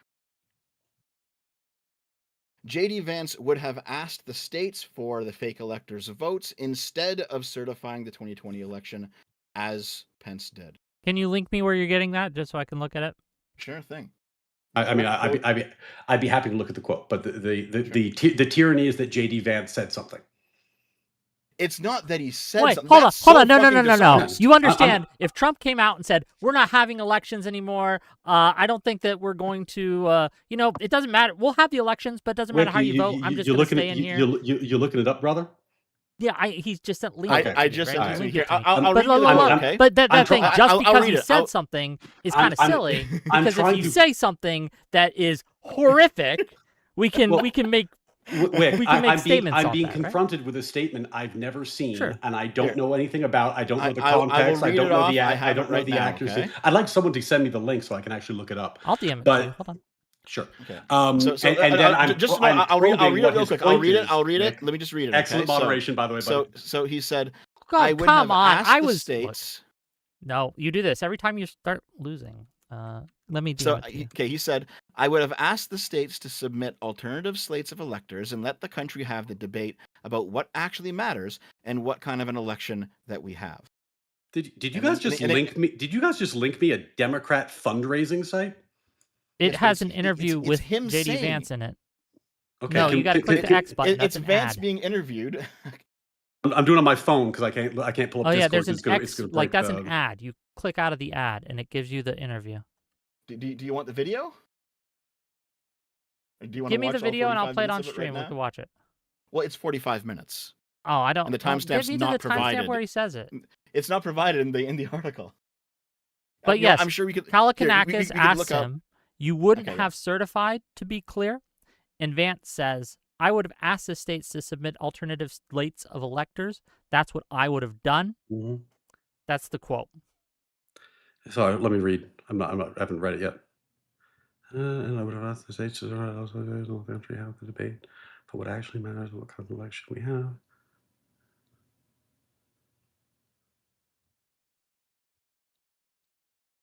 Okay. So he would have asked the states to certify, is the statement that you're making? That's the one you're pointing me to? No. When he says this, what he's talking about is okay. So you know the details of the Eastman plan, right? Like there was one version of it where the Pence would be presented with 7 false slates of electors, and then Pence would simply just declare Trump the victor. There was a second version of it where Pence would be presented with those slates, and then Pence would assert power he does not actually have, and send those slates back to the states to be recertified, which, by the way, Pence legally cannot do. Well, Vance is here saying it was an open question at the time. I agree with you, but it wasn't at the time. It was an open question. It was not an open question. No. Well, then why did they change the law? They changed the law because the Democrats felt they had to do something. It was largely ineffectual. This was not an open question, and we can go down this rabbit hole. We know, even though you're the lawyer, we can go down this rabbit hole, and I can show you how it's not an open question. We can do that if you want. Is there like a court ruling you're going to point me to? Well, no. I would point you to the actual act that was passed, and was it 1867? No, I mean, for the record, I agree with you. I don't think that it is correct, but when I say open question, what I mean is there is not controlling precedent on it, so you could take an aggressive position on it. That's all I'm saying. I actually agree with you that it's not the correct interpretation. So I'm not arguing that it is. I'm just that when I say open question, that's all I mean. It's not decided. There's no controlling precedent. Well, no, it was decided because you had was it Rutherford? It was Hayes versus what was his name? Fucking Tilden? I don't recall exactly. Fuck. But basically, you had a very contested election that had real serious issues, and then the Supreme Court did in fact step in and said, okay, this needs to be fixed. And then the voting, it was called the Electoral Accounting Act, that was passed to actually rectify these issues. The Electoral Accounting Act outright said, here is what you do in this situation, in this situation. It was all laid out. There was no open question here. And the Electoral Accounting Act was subsequently amended by Congress in order to clarify that the VP has a ceremonial role only, correct? This is in 2022, was it? I don't know Yeah, exactly when. I It was around forgot then. I forgot the exact year. It was during Yeah, Biden's term. it was during Biden's term. Yes. Okay, Okay. yeah. So, yeah. So from when I looked into this last, that was largely just them reaffirming what the act already said. They passed a law that modified the act. They were reaffirming what the act already said. Okay, If you actually read, but if you the read the if you law read was the text of amended. the bill, if you read the The text law of the was bill, amended, nothing Dev. was really changed in The it, though. law was amended, Dev. Yes, but nothing was really And the changed law in the was substance amended. of The it. law was amended to Nothing was clarify that the changed in the vice substance president of it. has a ceremonial role only. Oh, yes. However, the act previously already said this is what the vice president does. This is the vice president's role. They were restating what it already said. Can I just So to be clear, the vice president lacks, even if JD Vance is tyrannical, which by the way, I've said earlier that this was the thing about Trump that I hate the most and condemn the most strongly. I don't back away from that. Not that strong, it seems. But JD Vance lacks the power to do this in the next election. Yeah. Okay. I'm just saying What? he lacks the power to do what you are suggesting, correct? Okay, so did you actually read the Eastman memo, by the way? Did you read the original? Yeah, I spent more time with the second one, but Yeah, yeah. It's fair. Do you remember what his logic was when he said that they should do this? I think the logic was that you could get it down to the House in certain scenarios, and that would. I'm doing this from memory, so forgive me if I'm making a mistake. I understand. In certain scenarios, you could get it down to the House where they would have a more favorable chance of voting, and then ultimately would probably go to the court. As I recall the strategy. Well, Again, the more fundamental part of it was that he said, we believe the Electoral Count Act is unconstitutional, and we are simply going to behave as if that is true and make them challenge us on mhm. it. So why wouldn't JD Vance simply say, oh, that piece of legislation that was passed in 2022, I believe that's unconstitutional, and I'm simply going to act how I like and make you challenge me on it? Because they've Yeah. already used that logic once. Okay, now let's play this out for a second. Let's say JD Vance did this, and by the Mhm. way, to be clear, just because this is the sort of thing that people love to fucking, make a big deal about when we get into it, because I do lose fans or whatever they think happens when we talk about this. I completely condemn the Eastman plan. I think it is tyrannical. I think it's an awful, awful thing. It is the reason I didn't vote for Trump. You don't condemn it So, enough, my friend. well, I don't know what more you want from me than that, but the Not supporting the Republicans. well, if the option is the Democrats who have no limits on what they're going to do to me, then you're not making much of a convincing case. hold on So, just real quick? I just want to make sure that I am going to read these super chats in a second, but I want you guys to finish up this thread, and then I do need to make a little money, and then we're gonna get back to the debate. Okay, just letting everyone know what's happening. yeah. Okay. By the way, how long do you guys want to go? I Say got really into the another workday. 30 minutes in me, maybe Okay, so maybe yeah, hour. If you guys are so lucky. we should start wrapping up our thoughts. Okay, got it. One of the reasons, going back to the original topic, that court packing is so devastating is if you wanted to make the Eastman plan work, you'd have to pack the court further. The current Supreme Court would not go for the Eastman plan. They just wouldn't. But if you did pack the court a bit, you could pull it off. And that's the threat that I'm trying to alert you to. Like, if you wanted to do something overtly tyrannical, you need to remove the check of the Supreme Court, which currently, based on the way that they've ruled in numerous Trump cases, would absolutely strike that down if it went before them.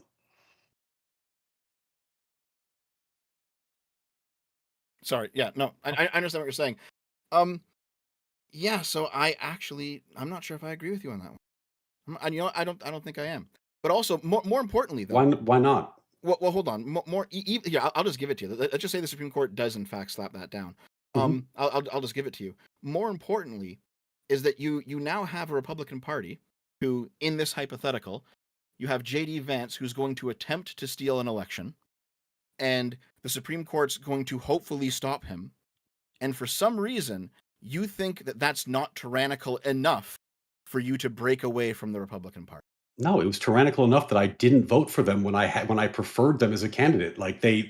I had the option of voting for the party that was going to have my preferred policies in terms of judges, in terms of DEI, in terms of equity, in terms of foreign policy. In many, many ways, I prefer the Republican platform, and I opted not to vote for them in spite of that because this is a thing I care a lot about. What you're asking for is open ended support going forward, which I don't think the Democrats have earned because they appear to be coalescing around a policy of fuck it, we can do whatever we want because the Republicans are so evil, which is hard for me to not take seriously, given that every time I fucking talk to a Democrat, that seems to be the position they take. I mean, considering what the Republicans have tried to do, which, by the way, is tyrannical by your definition, it does seem, in fact, to be completely justifiable for the Democrats to come No, in and say, no, let me finish. For the Democrats to come in and be like, hey, some fuck shit just happened. We need to start investigating every single Republican elected official, every single Republican judge, every single person who worked in the executive branch. They all need to have a fucking microscope put under their fucking lives at this point, because they've all behaved so poorly that is the only thing that can be done now. well, I know Wick needs to make some money, so maybe I'll try to wrap up on that point because I think it's an interesting one. Earlier, you said you thought democracy was cooked, we were in a zero sum game. I don't think that. And because I don't think that, I didn't vote for the Republicans when it was my preference to do so because of a limiting principle that I hold. And I continue to hope that we're going to find a way to fix these problems and end up with a better country as a result. If we are in a zero sum game, I prefer the Republicans win.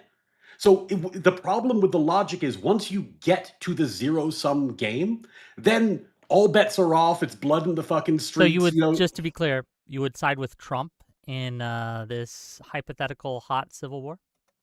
if those were my options, Trump yeah. or in just the Democrats? Wick, the reason I am on the right is because I generally I'm, prefer the things the right I'm advocates for. simply asking the question. Yeah. That's all. Yeah, if we're going to that level, then obviously Okay. I'm like, why would I not side with my team? But the hope that I have is that there are limiting principles that would impact the way people approach these questions. And the oddity here is that I'm being morally grandstanded to by somebody who said that he has no limiting principles up front. Like it's a fucking joke.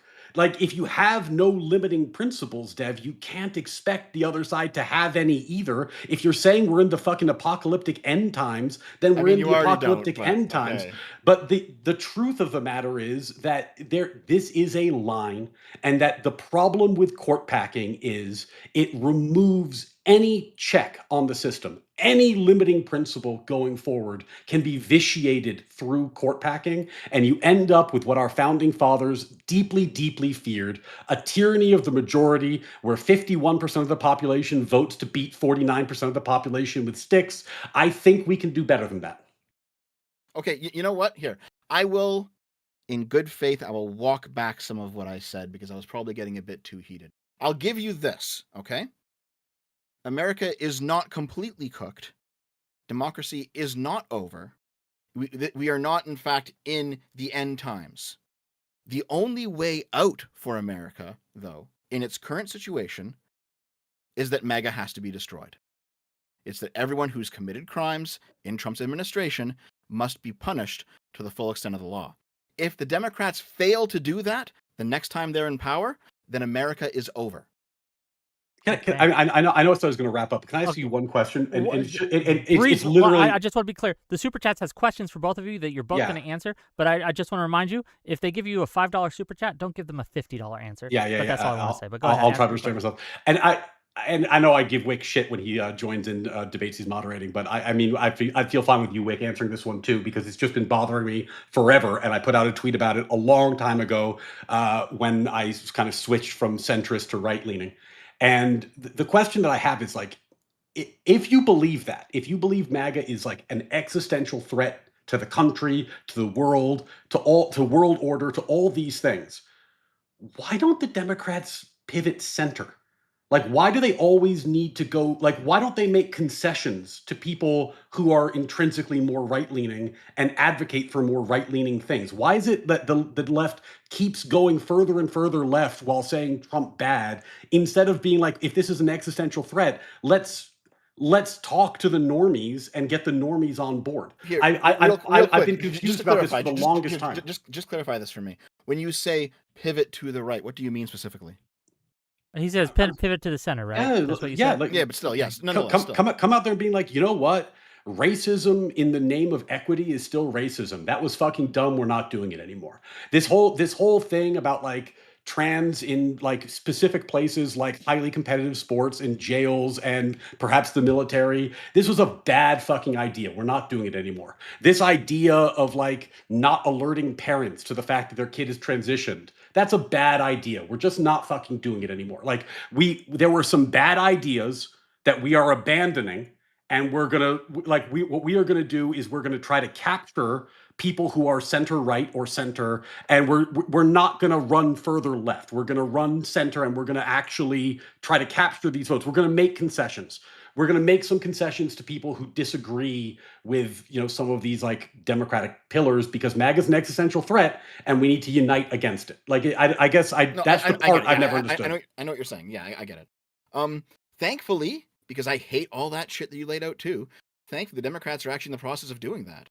I watched several Gavin Newsom interviews recently where he straight up said that, like, yeah, the Democrats went too far on the trans shit. That was kind of wild. The Democrats have gone too far on like the equity DEI stuff. No one cares about that stuff. People are more interested in the economy. Like, and you know what?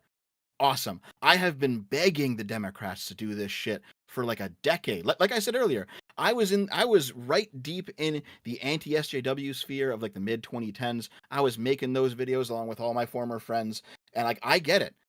However, I was ultimately somebody who was a liberal who was saying for 10 years, "Hey, you guys are going too far left. You got to stop this shit."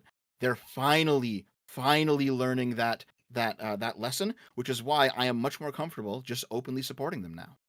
Oh, you know what? I didn't think we'd end on a point of agreement, but I don't know whether that's happening. But if that's happening, I will agree with you that that's a wonderful thing and will maybe save us from a bad outcome. But Wick needs to make his money. But I'm glad we found something we agree on. Cool. I have a feeling if we didn't talk about this, we'd agree on a lot of stuff. Because like I said, But this is kind of like the hate elephant in the room, right? Yeah. Like I hate the woke shit in video games. I hate the fucking culture war bullshit nonsense. All that, like, fuck. I hate so much of the lefty cultural nonsense. But man, when it comes to real politics, the right is just a fucking cancer that deserves as much chemo as we can give it. Well, so Okay. here's the weird thing for me. You guys keep saying I got to make a little money, and then you keep yapping when I don't make money. It's crazy. Wick, you say that, but Crazy. we're redistributing the wealth. It is what it is. I'm sure you are. No, it's been a good. Look, it's been a conversation. I guess last thing, and then I do gotta. There's a lot of them. So. I never understood wedge issue voters because I never was one previously, and now I am one, because like I'm suddenly in a position where I was like, oh, Supreme Court packing is so bad that like when I talk to like Rob, for example, and Rob's super against the conflict in Iran, and I'm very pro the conflict in Iran. I would take a fat L on that to avoid court packing every day of the week. I'm against political prosecutions. Rob's pro political prosecutions. I would take a fat L on that every day of the week to avoid court packing. Like I've never been a wedge issue voter before. It's interesting. I never understood the experience. That's a wild thing to say, that you'd take political prosecutions over court packing. But anyway, we can survive political prosecutions. $10. Well, I don't. We already have. $10 for no fucking way. Stupid leaf is stupid leaf. The entire argument isn't about court packing. It's about trying to hijack the government in a partisan way. Ryan, looking good. Thank you for the $10. $10 from Rebecca Rowan. The onus is on Republicans to de-escalate at this point. If they're going to race to the bottom regardless, there's no virtue in Democrats letting them do it unchallenged. I'll be back in a second. Oh. Yeah, it's not. The question isn't whether or not Democrats should retaliate. I actually conceded that I think Democrats are entitled to retaliate in specific ways. The point I was making is that this specific type of retaliation has such an existential risk to the structure and nature of our government that you just don't want to open Pandora's box on this one. There are other ways in which I would think Democrats are, in fact, entitled to political retaliation. Okay. $5 from Stormwolf. For Ryan, do you think that if Trump did not have the majority of the court, he would pack it or not? So if it was a 6-3 liberal to 3 conservative. It's the question whether Trump would pack it or whether the Republicans would, because the Republicans can't break the filibuster. They keep trying, they can't do it. So they're not going to pack the court. They don't have the numbers. If the question is, would Trump like to pack the court? I think he probably would. Yeah. But the Republicans would not. One of the arguments you kept making is that the Democrats are definitely going to break the filibuster. They had control of the Senate for a while. They didn't break the filibuster. There's people on both sides of the aisle, and this is an argument I had with Pondering Politics when he was on here last. Neither party actually is going to break the filibuster. I think that there are moderates on both sides who see the danger of that, and so they're just I hope I'm correct, but I don't see it happening at least in the near future. This is why I asked Pisco, do you condemn and disavow X? Do you condemn and disavow Y? One of them being breaking the filibuster. Because it's all fine and good to talk about what the Democrats will and will not do. But if you're talking to somebody who is openly advocating for them to do that thing, then that should be part of the conversation, right? But you Dev's also position said that, was they should break the filibuster. Your argument is that Pisco is being tyrannical because he's advocating for these things. Yes. Trump, therefore, is also tyrannical because he's absolutely advocating for these things, correct? Advocating for the full swath he's of things. Advocated for breaking the filibuster. You've just admitted he probably wants to pat the court. He probably would do that. Has he advocated for packing the court? He's advocating for the death of his political enemies when he said to hang the seditious six, right? So you asked me probably to guess what's in his heart of heart, and I don't think we need to. being as good faith as I could be, I said, yeah, I don't think he'd be super opposed to it. He doesn't seem like that kind of guy, but I've never seen him advocate for court packing. Okay. If that's your question. I think that, again, that's why the hypothetical is useful, is because if he didn't have control of the Supreme Court, would he do this? How about this?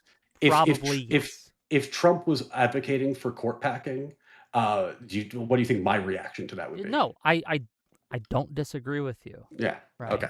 But I'm just saying. I mean, you still ultimately want your team to win when you boil it all down, so you're not going to stop supporting it. No, you'll be like, well, it's bad that Trump packs the court. That kind of sucks. But you know what? I still want the Republicans to win. I'm not going to change anything here. So you're just going to continue on the way you are. Okay. Remember when I said $5 questions? That would be an interesting answers? point if I didn't not vote for him for that exact reason previously. Okay. Teal shirt. $5 from Benji Boy. Teal shirt. I'm assuming that's you, Ryan. The Republicans are the party of self-fulfilling prophecy. Everything they have been afraid of in the past, they did it first. Why scared? I don't know what that means, so I don't know how to respond to it. Well, it's $5, so. Yeah. $10 from the pleb. On the left and against court packing. But Ryan, why a problem with Puerto Rico becoming a state and that being tyrannical? They literally pay into the federal government and have no representation. There's a lot of territories that pay into the federal government and don't have representation.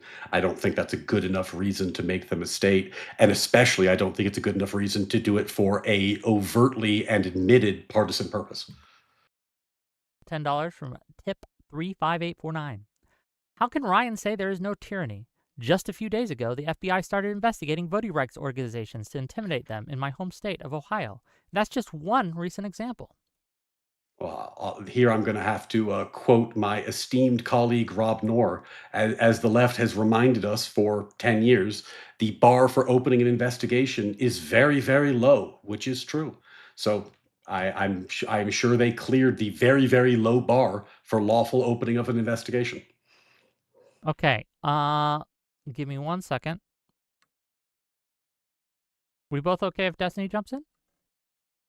Oh, Jesus. See, I'm blacklisted and stalked. This will be fun. Okay.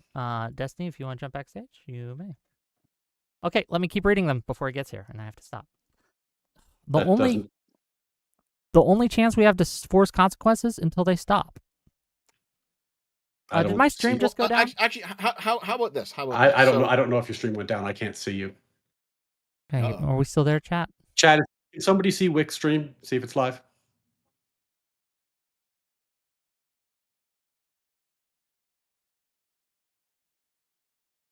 Apparently I it's hope we're back. live. I hope we're here. Anyway, Here, so I actually do I do have another question for you then along that line. Go Just ahead. real quick, since I know that Destiny hopped in. You said that you watched my video. Turns out you didn't watch it. That's fine. I watched At the end of the part video, of it. I understand. At the end of the video, I said the ideal solution that would not actually ruin everything. I do care about that. You know, despite us getting fiery, I do care about that at least somewhat, right? The ideal solution is that you have 13 Supreme Court justices, one for each circuit, and you have 6 left-leaning, 6 right-leaning, one as independent as possible. Is that a compromise that you would actually be okay with? I don't think that that's the correct way to do it. If we wanted to do that, what I would suggest is, and I don't think it needs to be 13, but if we want 13, what you would do is what they've done in the past, where when they expanded the court, they had it in staggered sections. So you'd say you pass a constitutional amendment that says that the number is fixed at 13, and each presidential election it scales up by one, and you let the presidents fill those seats going forward. That, like, if we wanted to scale up to 13, that would be the way I'd prefer to do it. Okay, I understand. Part of this, by the way, is that there's a little bit of a distinction between like the way that at least when I talk to Pisco about this, the way that he tends to view justices and the way that I tend to view justices. You know, like Pisco would say Justice Kennedy is a conservative justice, whereas I would say like he's a non-originalist justice, and that kind of we view him very differently. So like the import of who appointed the person is like a little bit less important to me than it seems to be to Pisco. Okay. Destiny, welcome to the stream. What did you have to? Okay, just as a quick thing, because we keep talking about like Pandora's box, which by the way is only ever on Democrats not to open. Hey, Republicans open it all the Destiny, time. which is before you great. do this, can I ask you a But question? the Because question you, that I have is I, that like no, when we talk about I need whether Hold or on, not just we real should quick. pack Just the court. let Destiny get it Yeah, out. when we talk about I need to whether or not to clarify. I pack need the to clarify court, something. it Destiny. doesn't. Or when we talk about like, am I blacklisted or are you stalking me? What's going on here, brother? I'm stalking you and you're blacklisted. When we talk Okay, about doing the there we same go. thing That's that the helpful. Republicans do to block Supreme Court justices, it doesn't really matter if we do it one time to have like a 5-4 court. Would you be okay with them doing it 2 or 3 times in a row in exchange for what McConnell did? I don't think the norm exists anymore. I think both sides are going to do it ad nauseum now. And I think, So you think now it's just normal that a president for the last 2 years of their term no longer gets to have a Supreme Court pick if they don't control the Senate? in our current political environment, I don't think you're going to get a Senate nomination if you don't control the Senate in your first day. I don't think you're getting a Supreme Court nomination through. I think that norm's gone. I think that sucks, by the way, which is why, you know, when I was asked about it on Wick's show years ago, I said I thought that fucking sucks. I thought it sucked the Republicans did that, but like that's Can the you norm. explain to me I would how? Can prefer you to keep explain to that me? I norm. don't care about the virtue signaling. Can you explain to me how it's not more like when you invented this meaningless phrase and called it like a an institutional pillar or something that you couldn't pack the court, A load-bearing norm. which is totally which doesn't make any sense because it's I don't know how that's load bearing and not in the Constitution. It can be changed via legislation. How is it not a load bearing norm that the President of the United States shall appoint or nominate Supreme Court justices and then with the advice and consent of the Senate have them appointed as a Supreme Court justice? How is that not way more important than just choosing more justices? That seems like a way more load-bearing norm than just having 14 justices. I'm confused. Why would that be more load-bearing? Because the president explicitly in the Constitution has the right to have a Supreme Court justice nominated, heard by the Senate, and then confirmed to the Supreme Court. It's like No, he has the right to nominate, and the Senate has the right to advise and consent or withhold consent. He only has the right to nominate. So you think it's perfectly fine if the Senate for 4 years doesn't?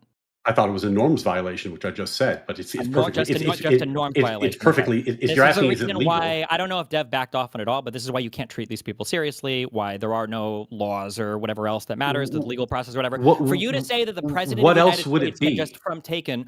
No. The obvious answer is that the Senate shall hold votes on Supreme Court nominees from the president of the United States. That's obviously true. For you to just hand wave all of that away and say, well, it's just a norm violation if for 4 years they decide not to do that, means your opinion is just deeply unserious on the matter. And it's why opinions like yours should be completely discarded when it comes to figuring out like what are the load-bearing norms, the load-bearing aspects of our systems. Was it legal? Freaking completely. Was it legal?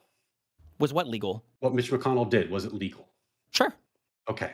So since Would it it be was legal to pass? Would it be legal to pass? Destiny, Wait. you've Let me been, ask you've you. been Ask on a me one. fucking I ask you. tirade. Let me finish my You line ask of me one. Let me questioning. ask you one. Would it No, be legal to no, pass let me, legislation to pack the court? Destiny, if you're It gonna would be, fucking right? blacklist me and stalk Can me, you you just can at answer least that answer question? my Okay, question. keep He the said keep, yes hold to on. that like Both 2 hours ago. okay, He all already of You you, said said all yes yes. of to you, it. Okay. all of Okay. you, So all we're of you, both in all of agreement. you. Okay. Cool. Now One at a time. One at a this is time. Destiny's thing where he Yeah, crashes hold on, the show and Ryan. then won't I answer just the told you to question. shut up.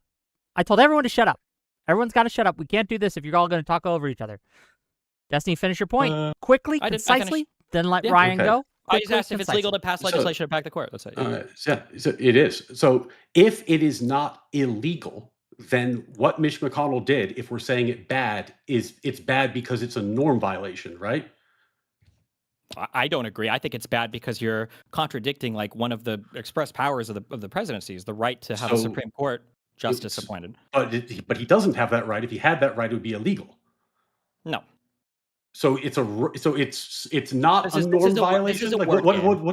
what's the point you're making? No, I said it was a norm violation. You said because I called it a norm violation, I can't be trusted. Now you're caught in this position where you have to admit it is a norm violation. That's the whole fucking point. Everyone agrees it's a norm violation. I agree on that. Josiah agrees on that. Pisco agrees on that. Dev agrees I on don't care that. what any of You them just agree on. can't agree It's on not that a because you're norm caught in this violation for fucking the bad faith Congress. logic chain. It's not a norm violation for the Congress to seize from the president the ability to have a Supreme Court nominee's Brother, I appointment. said Just hold on, just so I is a can norm just so I can violation. clarify. Just so I can clarify, It please. contradicts. Destiny, do you think What? it was unconstitutional? I would say yes, or at the very least, it there. absolutely We violates bridged the the spirit of gap. the We Constitution. communicated. Now we're Well, on track. Okay. Go ahead. So since I asked you earlier, was it illegal? And you said no. How do you square it being illegal? Answer no. Unconstitutional? Answer yes. Which one is it?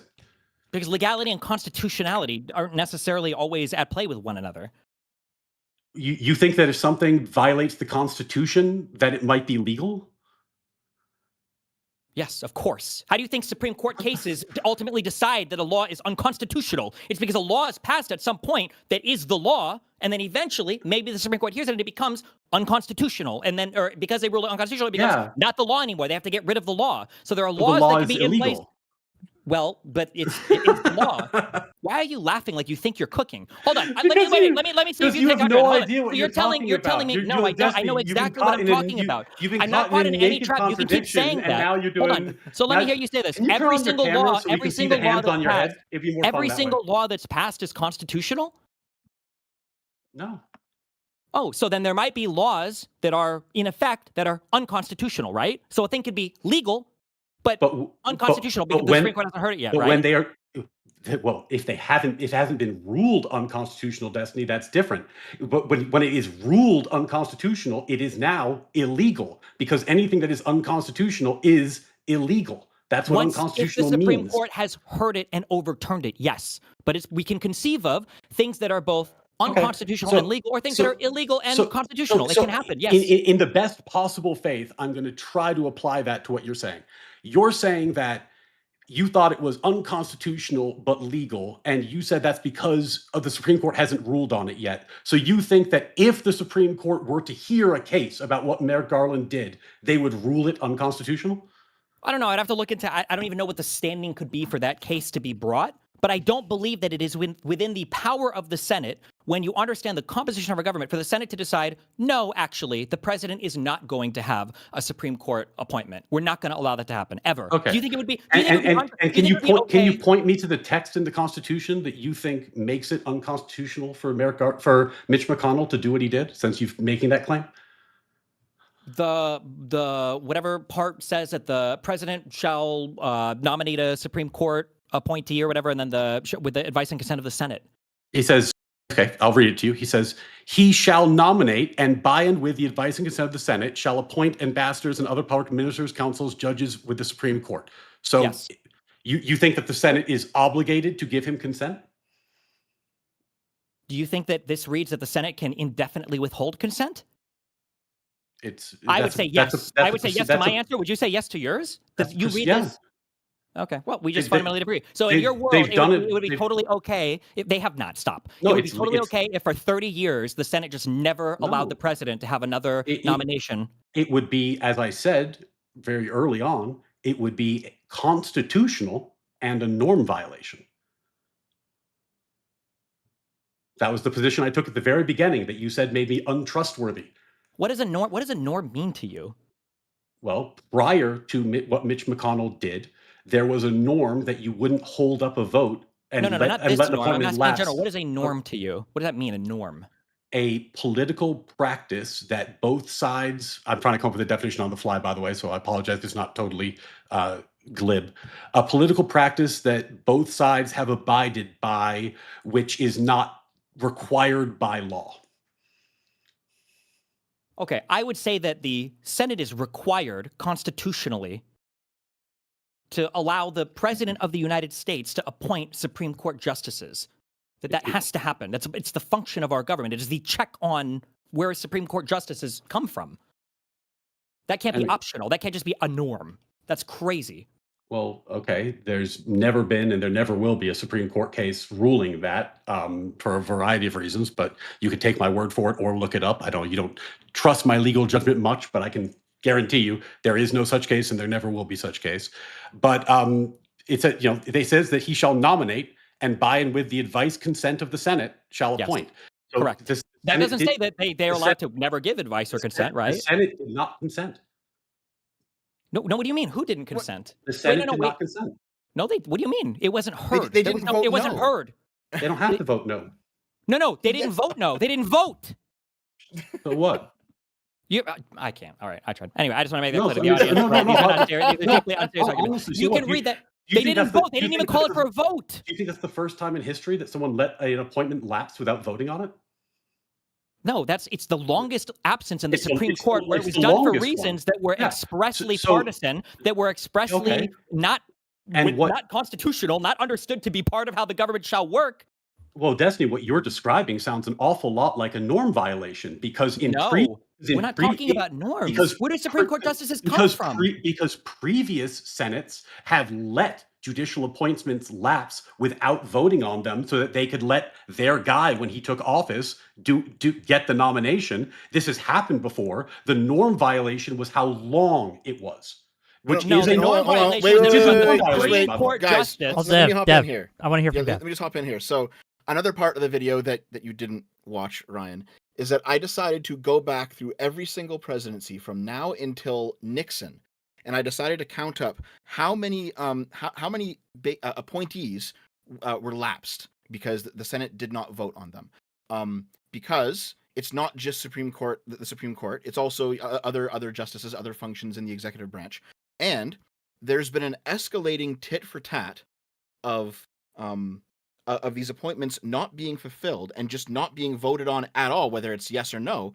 Since Nixon, the Republicans started the tit for tat. It's gone up every single presidency pretty much. It went down a little bit under Clinton, but it's largely gone up every single presidency. And the first time it was ever done with SCOTUS, where they refused to vote on a SCOTUS pick, that was Mitch McConnell. That was a new norm that was violated. Oh, that's not true. You just didn't start your history early enough. What? Okay, yes, I went back to Nixon. Yes, it could have been someone much earlier than Nixon. Okay. What is the comparable thing to McConnell? I did. Sorry, I screwed up my video. 1 second, guys. Apologies. He's Googling the answer. He's Googling. Okay, sorry, I'm kidding. But I didn't say it was. I am looking at my notes, but I didn't say it was comparable. What I said was it has happened before, and it has. When I did the count for preparation for the modern day debate event, I counted 5 times a Supreme Court justice has lapsed without being voted on. Now, I will grant you they were much shorter periods of time than Merrick Garland. So the norm violation was Which that. presidents, by the way? Yeah, out of curiosity. Yeah, 2 questions out of curiosity because I don't know the answer. When we talk about much shorter, like what was the amount of time? We're talking a month, a year? It's substantially shorter. Like it would be like it was like 10 months. It'd be like a couple months for those. Though the compounding factor is that in most of those cases, the president withdrew the nomination and then put somebody else up. So, like if you summed up the total of all the people. So that doesn't even count then. Why would you even bring that up as an example? Because the last one lapsed. There's a series. Hold on. I do have to get my notes because I don't remember. No, I'm talking about like in the 1850s or something. It's like, I think it's President Fillmore. Pre-antebellum Civil War? SCOTUS. Or not SCOTUS. Pre-antebellum America, or pre-Civil War America, I should say. Are we counting that? Like, I don't know. The Civil War fundamentally changed our I country in a lot of ways. Well, I mean, if when I for the debate with Pisco, like their examples of previous court packing that they were relying on came from that same time period. yeah, I'm not So Pisco though. So, okay, well, no, but I'm saying like, I don't so. know. The crazy part about this conversation is the only thing we're talking about is whether or not what Mitch McConnell did was a norm violation. Which, by the way, I said it was. Yeah, of course Well, what the you fuck stop are we acting No, like talking we're you're about? doing talking some whether great it's service. Stop, stop, stop. constitutional or not. You're That's saying the norm argument we're having. violation because you know that's a meaningless Yeah. phrase and it assigns no responsibility to the children that are of the Republican Party. But it's not just a norm violation. That is a So it's power that is granted to the president of the United okay, States. And for but so, you to pretend that it's just a norm violation for the Senate to just revoke that indefinitely and to pretend like it's okay because you want to play a cute little language game, would you be okay with the president not having any of his cabinet level officials ever had a hearing on? Would that be okay to you? I'm not saying it's okay. I'm saying it's constitutional. There's Do you plenty of think that would be things. you would think it There, would be constitutional if the Senate were to say, "Hey, Destiny. we have a new There, president, and we're not going to have a hearing for any of his new cabinet members"? there are a lot of things that are Filibuster. constitutional and stupid. Yep, It that's filibuster. constitutional and good policy are not the same thing. It can be Gotcha. constitutional and bad. So, do you think it would be constitutional? It would be functional. It would be constitutional to say the president. We know that there's a new president in town, but we have a Democratic Senate. We're not going to have a hearing for any of his cabinet level officials. Yes, Not a single one. It's constitutional, but a norm violation. It's constitutional but bad. Would you be more likely to say it's okay if you could push a button and to have a new Democratic president and a new Democratic Senate and everything else? Would you be more okay with them blocking all of the cabinet level official appointments for 4 years, committing to doing that for the next president, the next Republican president? Or would you be okay with them passing legislation to add 4 justices to the Supreme Court? I have to pick between those two things. Yeah. Okay, so you were talking about your hypo is would I prefer? Sorry, could you say it again? I lost the train. One is where you have a Republican president and you have a Mhm. Democratic-controlled Senate for 4 years, and they say Yeah. we're not going to have a hearing for a single cabinet level official. Mhm. No Yep. hearings for any of them. And then in the other world, the Democrats with the House and the Senate, they pass legislation to add 4 Supreme Court justices. And then they fill those seats. Yeah, I would much prefer the no nominations side.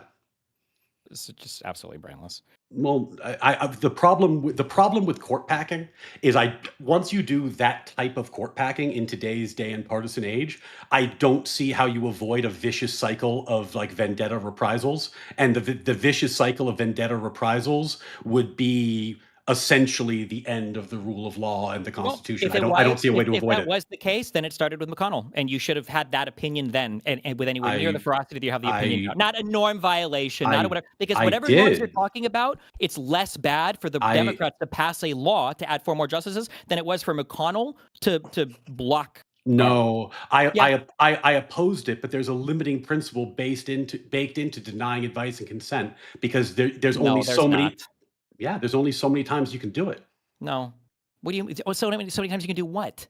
Okay, if Ryan, didn't you earlier say you would be fine with it happening or no, well, you wouldn't be fine with it. That would be well, mischaracterizing. But can you would I expect it to just w- w- happen in perpetuity from now on? I think that's going to be the norm going forward. Yeah, Yeah, because yeah. So I the mean, like, norm was what's the limit? violated. There is no limit to it. No, there is a limiting principle. When I say no limiting principle, what I mean is if you get into a cycle of Supreme Court packing, one side does it, it's 13. The next side does it, it's 20. The next side does it, it's 40. Like you very quickly can get to a point where the rule No, of the law next just side has no does it, meaning and then anymore. they amend the Constitution in order Boom. to stop it. There. they How eliminate it. how they amend the Constitution? Same way you amend any What do you mean? Constitution. No, Easily, The- incredibly easily. No. This is critical. This is the critical point. What? The reason that court packing is so dangerous is that amending the Constitution is really, really hard, as It's so easy. is supposed to be. If we want to act But like you, Destiny, it's very easy, let bro. me finish You're the so goddamn. wrong. Let me finish the goddamn Yeah. thought. But court packing, if you were willing to break the filibuster, only requires a 1-vote majority in each house. So the problem is that you can amend the Constitution without having to do the rigorous process required to amend the Constitution, which requires supermajorities and ratification by the states. Easy. That's the problem. How many neighborhoods are in D.C.? Break the filibuster. You need a simple majority, add states, just add 137 states. You've got plenty of fucking people in Congress to choose from. Amend the Constitution, lock the Supreme Court there. You can kick out the 138 neighborhoods afterwards and go back to 50 states, and boom. Yeah, that is precisely the tyrannical approach that I chided Pisco for and chided Dev for, and I appreciate you endorsing, because now at least I know that the other We're side has already no in limiting tyranny. principles. What do you mean? We're already in a There we tyrannical go. government. So- It's just a matter of practicing the power now. We're So- already there, buddy. What are you talking about? So Wick, just keep in mind that the only one advocating for limiting principles in this entire conversation, though, Wick, I know you would if you were not moderating, was me. The evil Republican. You're not the limiting only anything. one It arguing for doesn't limiting count as principles. limiting the principles. Wait, when hold on. When you're The in the lead. only Hold on, one. no. You have a 6-3 court. Of course your fucking smug ass is laughing about limiting principle. You already got everything you wanted. But I guarantee you that if we were to talk about blocking enough to remake a 6-3 Democratic court and then to find a way to block it or reestablish a norm so that you can't do this type of Supreme Court shenaniganery, which is, again, a ridiculous reading of the Constitution that the Senate can just not exercise their power of advice and consent. That's ridiculous, right? But you'd be singing a completely different tune. But of course you're over here now like, oh, well, it's limiting principle. Of course, of course you have a 6-3 court. You'd be okay having a 5-4. No. There's no principle and there's no virtue I've here. got There's a no question principle. I wanna There's no ask principle and no Wick. virtue. Wick, it can't be the case that I just get yelled at in stereo and can't respond. I did advocate for a limiting principle in the hypo that you raise, which is what if the Democrats return the favor on Merrick Garland? I said I would be mad politically because I'm on the right. Of course, I don't want bad things to happen to my team, but I said it would be appropriate because that norm has been violated and there is a tit and a tat is owed. So I actually took the position that the thing you said I would never oppose, I said, actually, I kind of get why the Democrats would do that. That's and I not think a that norm tat. was vitiated. Wait, hold on. Us blocking a Supreme Court pick is not a tat. The point that I'm making, Destiny, A tit is for that tat is there are escalation. but there are some escalations you don't The come ones back Democrats from. would do? No, the one that look, Bork was an escalation. You say we don't come back. We've expanded the court before. You're just Bork wrong. was a Historically, vicious you're norm wrong. We have expanded the court. And what has? Oh wait, I thought we weren't talking about Civil War examples, Destiny. I thought You're earlier talking you about a told thing me that we can't you told come me back when I brought from. up Civil War examples that's crazy. No one gives a shit about Civil War examples. You didn't even But have a Civil War example. Now suddenly, Destiny, when you want to talk about Civil War era examples, now they're good. See what I mean? It just fucking, you don't care. Are you don't familiar give with a something? shit. Are you familiar with a concept called stare decisis? When you say a Civil War example about a norm being violated, about maybe taking longer to hear a pick for a Supreme Court justice, you understand that carries less weight in law, or maybe you don't because you're an Alito fan and he doesn't believe in this, but you understand that carries less weight in law than the Congress passing a law that the Supreme Court consents to and that the people of the United States seem to affirm, right? That you have totally different apexes of power.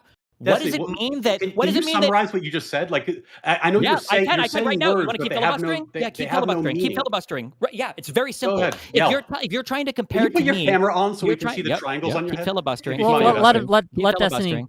Yep, keep filibustering. Filibuster form, Wick.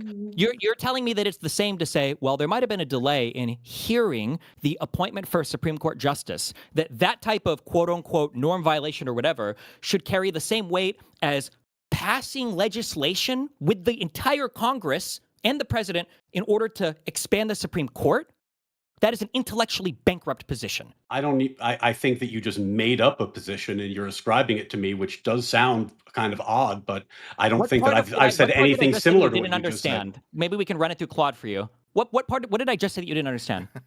You said that I was drawing an equivalency between norm violations and legal processes in a way that seemed somewhat confused and I don't understand. But if you want to explain what it is. It was unfair for me to point to historical examples near the Civil War because I called you out for pointing to a historical examples from the Civil War, yes. What I'm telling you is that a historical example of a delay in appointing somebody for, you don't even know the time period, it could have been for a week, is not the same as the historical example of passing legislation to expand the Supreme Court. Would it be helpful for me to read I found it in my notes since we were talking. I had my notes for the Pisco debate, so I do have it. I just don't know if you want to hear it or not. Go for it. Okay. It was a series of nominations which were withdrawn with the one that ultimately lapsed at the end. So I'll just read the two paragraphs. On February 14th, 1853, President Millard Fillmore, a Whig, nominated McCow to fill the United States Supreme Court vacancy created by the death of Justice McKinley. Fillmore had attempted to fill the vacancy twice before, but was unsuccessful. The Senate tabled the August 1852 nomination of Bradford. The January 1853 nomination of Badger was also postponed. Fillmore offered to nominate Justice Benjamin, who had been elected to the Senate for a term beginning on March 4th, 1853, but he declined the position and recommended McCow. McCow's nomination was not acted on by the Democratic-led Senate as it was late in the session, and Franklin Pierce, also a Democrat, was scheduled to succeed Fillmore as president on March 4th. So not acting on McCow's nomination would give Pierce the opportunity to submit a nomination of his own. Pierce ultimately nominated John Archibald Campbell on March 21st, and Campbell was confirmed by the Senate on March 25th. So what you had was a string of unsuccessful attempts to nominate, which were withdrawn because they were unsuccessful. And then ultimately, the nomination of McCow's nomination lapsed. The Democrats took over. They filled the seat. And I agree with you, by the way, the time period is shorter, which I said it felt like an hour ago because talking to you is an endless eternity, but I think it was only about 15 minutes. What was the time period between the nomination of McCow and shorter than McConnell, which I've already said. Was it 12 hours or was it like 3 months or? It looks like the McCow was a period of like a few weeks. The previous ones were, I don't quite know from this text. It doesn't quite say. I don't. But they were real quick. They were They withdrawn. They didn't lapse. So I'm not sure. Go ahead, Dev. I want to hear from Dev. Yeah. So it turns out that McCow was a few weeks, but also he was in extremely poor health and he died several months later. Bro, I can't with these conservatives. Okay. Dude. So sorry. They didn't let him. Trying to get Palpatine in the Supreme Court. Like, that was Merrick Garland, dude. Kill me. Okay, well, if you want a virtue signal, that's fine. My point was there are examples of letting nominations lapse, which there are. Then my point was the time period was substantially shorter with Merrick Garland, which is what I said was a norm violation a fucking million years ago, which it was. And then you just grandstanded and filibustered about the fact that I've been proven 100% correct on. So I'm not sure what your criticism is of this point. Like, yes, these nominations have lapsed. Yes, the Merrick Garland was an escalation because the time period of letting it lapse with no vote was longer. This is what I said at the beginning of the conversation. It's not a matter of time. It's a matter of the. Why was that funny? Because I'm waiting for you to fill in this blank because I'm trying to figure out what it would be if not. What do you think I'm going to say? Take a guess. No, I would really like you to say, because you have nothing. Go. Okay, yeah, I can tell you. The problem was not a matter of time. This wasn't a matter of time. It was the Republican Senate seizing for itself the power of the President of the United States to have his Supreme Court justice appointed. That's what it was. That's not a power that's given to the President of the United States. Absolutely. The President has the power to nominate. That is the power the President has, the power to nominate. And then the appointment happens subject to the advice and consent of the Senate.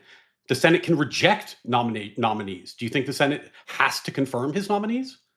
They didn't hear it. Sure, and they didn't hear McCow either. They failed. Who was dying in the last few weeks? It sounds like somebody's presidency of a guy who already had a Supreme Court justice. If they were, if they were constitutionally required, then they would have had to do it. But they weren't constitutionally required because they're not constitutionally required. All they have to do is advise, and consent. That's it. That's all the Constitution says. So they do have to advise and consent? Then you agree then that McConnell was acting outside of the constitutional boundaries? No, because the term advice and consent includes failing to give consent, which they can do. For the people in chat listening, this is why nobody takes serious the concept of originalism either, because this idea of like, well, what do these words mean? Well, maybe when they say with the advice and consent, well, not giving any advice and consent is kind of like a kind of advice and consent, so that's like the same thing. Okay. This is why nobody takes this judicial philosophy seriously, and why you guys can invent whatever law you want at any point in time you want, because it's a ridiculous reading of the Constitution. Are you done grandstanding?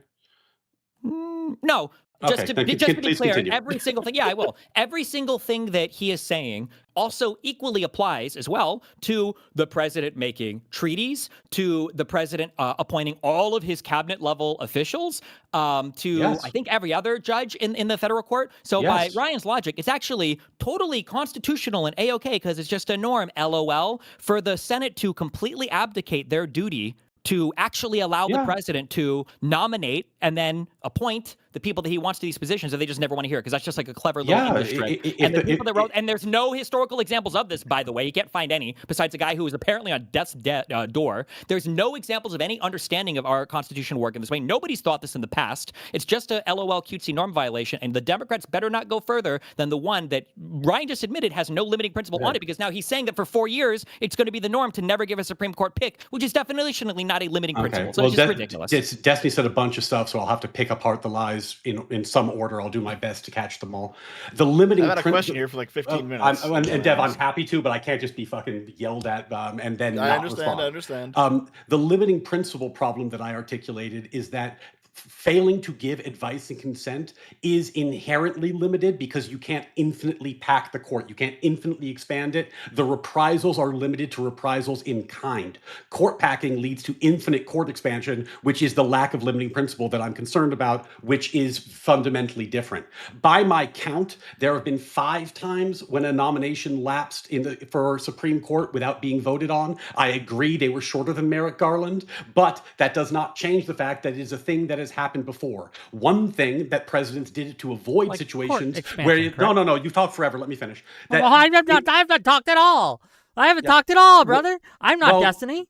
Well, okay, but if Destiny's going to I don't even sound like the guy. If Destiny's going to spur get points, I need to be able to answer them. And Sure, I'm just saying, give me a lot of if points. you're, and I'll let you go, but if your argument is it's happened before, so is court expansion. Yes.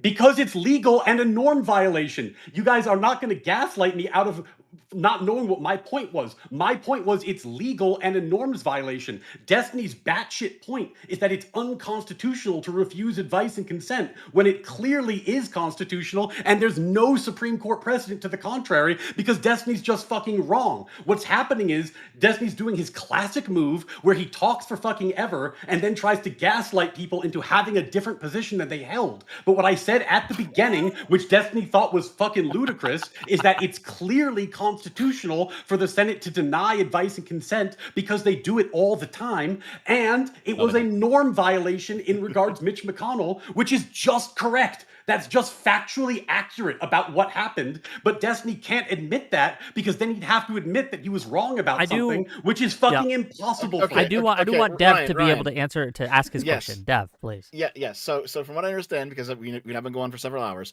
you are very afraid of the continual escalation of one side packs, the other side packs one, and then things get worse, basically.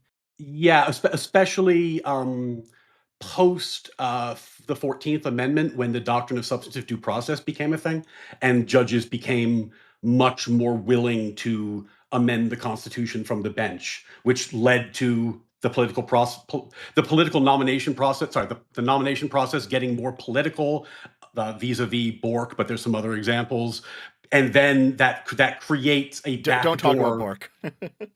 Okay, I will if I want, but it's not a good example for you. Which creates a backdoor for constitutional amendment, which is the ultimate concern. Okay, so here, hypothetically, okay, let's say the Democrats do what I suggested. They pack the court to 13. They give themselves a majority, okay, because they've won in 2028. All right. Mm-hmm. Now let's say the 2032 election comes along, and a Republican wins. Okay, and now the Republicans have taken power again in 2032, and they're looking at a court that was packed, 5 years previously by the Democrats. Oh my God, this is such a good question. So, are you gonna fire up a stream? Are you gonna fire up a stream on your channel and say, "Hey, don't pack the court, Republicans, because there's an escalation here. You can't do it back to them. We have to stop this right now." Will you come out and say that in 5 years' time? I think at that point we're in the end game. No. Oh, it's such a good question, Dev. No. Oh my God, that was such a good question. That is the end game. that is the end game, Dev. I think that It's the end game when Democrats finally hit back. Understood. No, Got no, it. no. Now you know why I laid out every single position that I laid out it's- for the past 2 fucking hours. it's Because the- you guys deserve it. You guys it's the fucking end- deserve it. You it's- need to be completely rolled over. There is as- no way Dev, that peace happens now. as I said earlier, there are certain load-bearing norms. This is one of them. If that norm goes, I think we're in big fucking trouble. I think Why we're would in such an big important trouble if load-bearing this norm one not goes. be in the Constitution? Why didn't the founding fathers write about this anywhere or talk about this at all? Because when they wrote the Constitution, judicial review didn't exist. So they had no concept of whether or not more people would be added to the Supreme Court or not. Why didn't any of the people amend the Constitution after Marbury v. Madison? The Supreme Court didn't have the power to do this when they wrote the Constitution. I understand. I just I know you like to repeat it, but after Marbury v. Madison, why didn't they amend the Constitution then to change this if it was so important? Most of the founding fathers still alive. It is a really big deal. It is very important, but the problem didn't metastasize until after the 14th, and the doctrine of substantive due process started to become articulated. I just want to make this very clear, just for my edification. Just to be clear, when he says substantive due process, he's mad about the abortion thing. That's already overturned, by the way. No, but just real quick. Actually mad. If you Right. want to know what I'm mad about? I'm mad about Wickard v. Filburn and Social Security, but that's not a topic. What do you mean, Wick? Anyway, no, Brian. Just to make it very, very clear for me and my audience, because I don't want to misconstrue or misinterpret what you said. Your answer to Dev's question, right, is that if the Democrats pack the court, then you are okay with the Republicans packing the court in response. If the norm is gone, the norm is gone. What do we do at that point? The norm's gone. Okay, so their argument is that the norm is gone because of what McConnell did. They're wrong. That's their whole argument. I understand they're wrong. So they obviously disagree with you. The norm with Mitch McConnell was denial of advice and consent, not expanding the court. And to be clear, the advice and consent, that's the thing that is way more founded in the Constitution than any absolute number of Supreme Court justices, of which is completely up to the Congress. Now you're saying that their power to use advice and consent is found in the Constitution? A few minutes ago, you said it was unconstitutional for them to wield that power. Which one is it? It was unconstitutional for them to withhold that power because it is in there expressly. Yes. Welcome to the conversation, Ryan. Those are two opposite things. So they have the power to advice and consent, but if they don't give their consent, it's unconstitutional. I don't understand. No, why did you just have 2 words in the first one and you left out one of them in the last one? It is saying that they shall advise and consent the president when he makes his nominations. If they don't ever advise or consent, then yes, I would say that's an abdication for constitutional duties. They said no. They said you're not getting your nomination. Ryan, why do you keep saying that? Said no. Ryan, why do you keep saying that? Are you it's saying not true? You're lying, Ryan. You're lying right now. You are a liar. No, I don't call him a liar. That's not true. He might be retarded. Are you saying that Mitch McConnell didn't say that we're not going to vote on this guy? You're not going to get your nominee? He didn't say that? They didn't vote no is the point. They don't have to vote no. They just didn't give consent. Listen. No, not giving consent is voting no. Not giving consent is voting no. All right. Let me lay it out. Let me lay it out. Stop. If I'm going to get fucking ganged up on, I'm going to at least get to talk. You have been getting to talk. Dev hasn't. Dev has had the least amount of talking time in this whole thing. This isn't equal. Let Dev lay it out real quick. He's concise. Rick, if you're going to set up a gang up panel, then I didn't set up a gang up panel. The panel was over. This is the after show. Okay, if you're going to have a gang up panel, then I'm going to talk more than bring a buddy. Because it's 2v1. I don't want want to bring a buddy, bro. Rick. Bring a I buddy. didn't invite Destiny on the stream. This is just the guy who stalks me.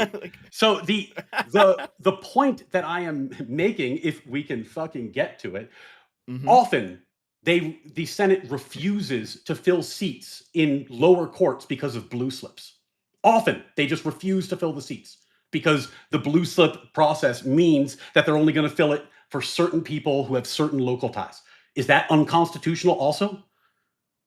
That's not even what that means. That's not what the blue slip rule is. And no, it's not unconstitutional because the entire Senate has agreed to it. And basically the entire Senate agrees. And if the Senate wanted to overrule Mitch McConnell, they could have.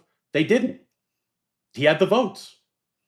If there was extended seats that were going empty for I think they only use the blue slip rule for judges, right? If there were seats that were going, they might do it for prosecutors too. I don't know.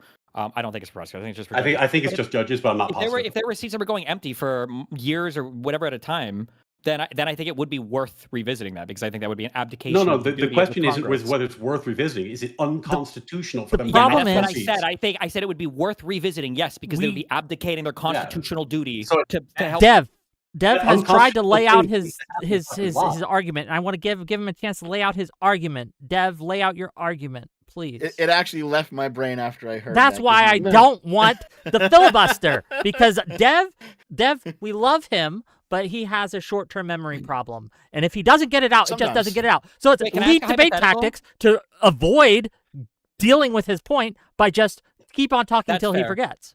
Okay, Dev, write it down next time. Okay, hypothetical. Let's say that the Democrats pack the court next time, and then the Republicans come in, and then you're not going to tell them not to pack the court, okay? And then the Republicans pack the court, so now we're up to 20 justices. 2036 comes around, and Dems are in office again. Are you going to be saying the Dems need to stop packing the court, or are you going to say, well, it's the norm now, so we're all just packing the court? The norm's gone. What the fuck do you want for me to say? Like, if the norm's gone, the norm's gone. Now it's just political knife fights. I think that's a shitty place to be, I'll be and back I in a think second. that we can avoid it. That's the Can whole you tell me position I've why, taken. for the states that have expanded their Supreme Courts, some of which have happened recently, why haven't they had 500 members on their state Supreme Courts? Well, it's happened recently would be the first thing you just said. And the question is, do you think that if the Democrats take power in those states, they're not going to try to repack them? I don't know. I haven't seen it happen. I mean, because it's just started happening. No, well, I they would- usually I don't, would because sug- people like you come and try to I- beat I them would- over the head I with a would- set of I would rules that you guys suggest, never play for by. So example, that like in Virginia, they were making efforts to pack their court. We'll see if they do. It looks like they might not. I don't know, but I think that I think once you start these tit for tat games, yeah, there's going to be escalation. Gerrymandering had escalation. Political prosecutions has had escalation. We live in an escalatory time. I don't see why there wouldn't be escalation. Everything what else do you think fucking would escalates. happen? What do you think would happen if the Democrats did pack the court, say by 4 justices, and then in 2032, the Republicans come out and they say, "Hey, this is not good. Let's stop." Do you think Well- the Democrats would continue on a rampage, or do you think that would actually stop the escalatory cycle?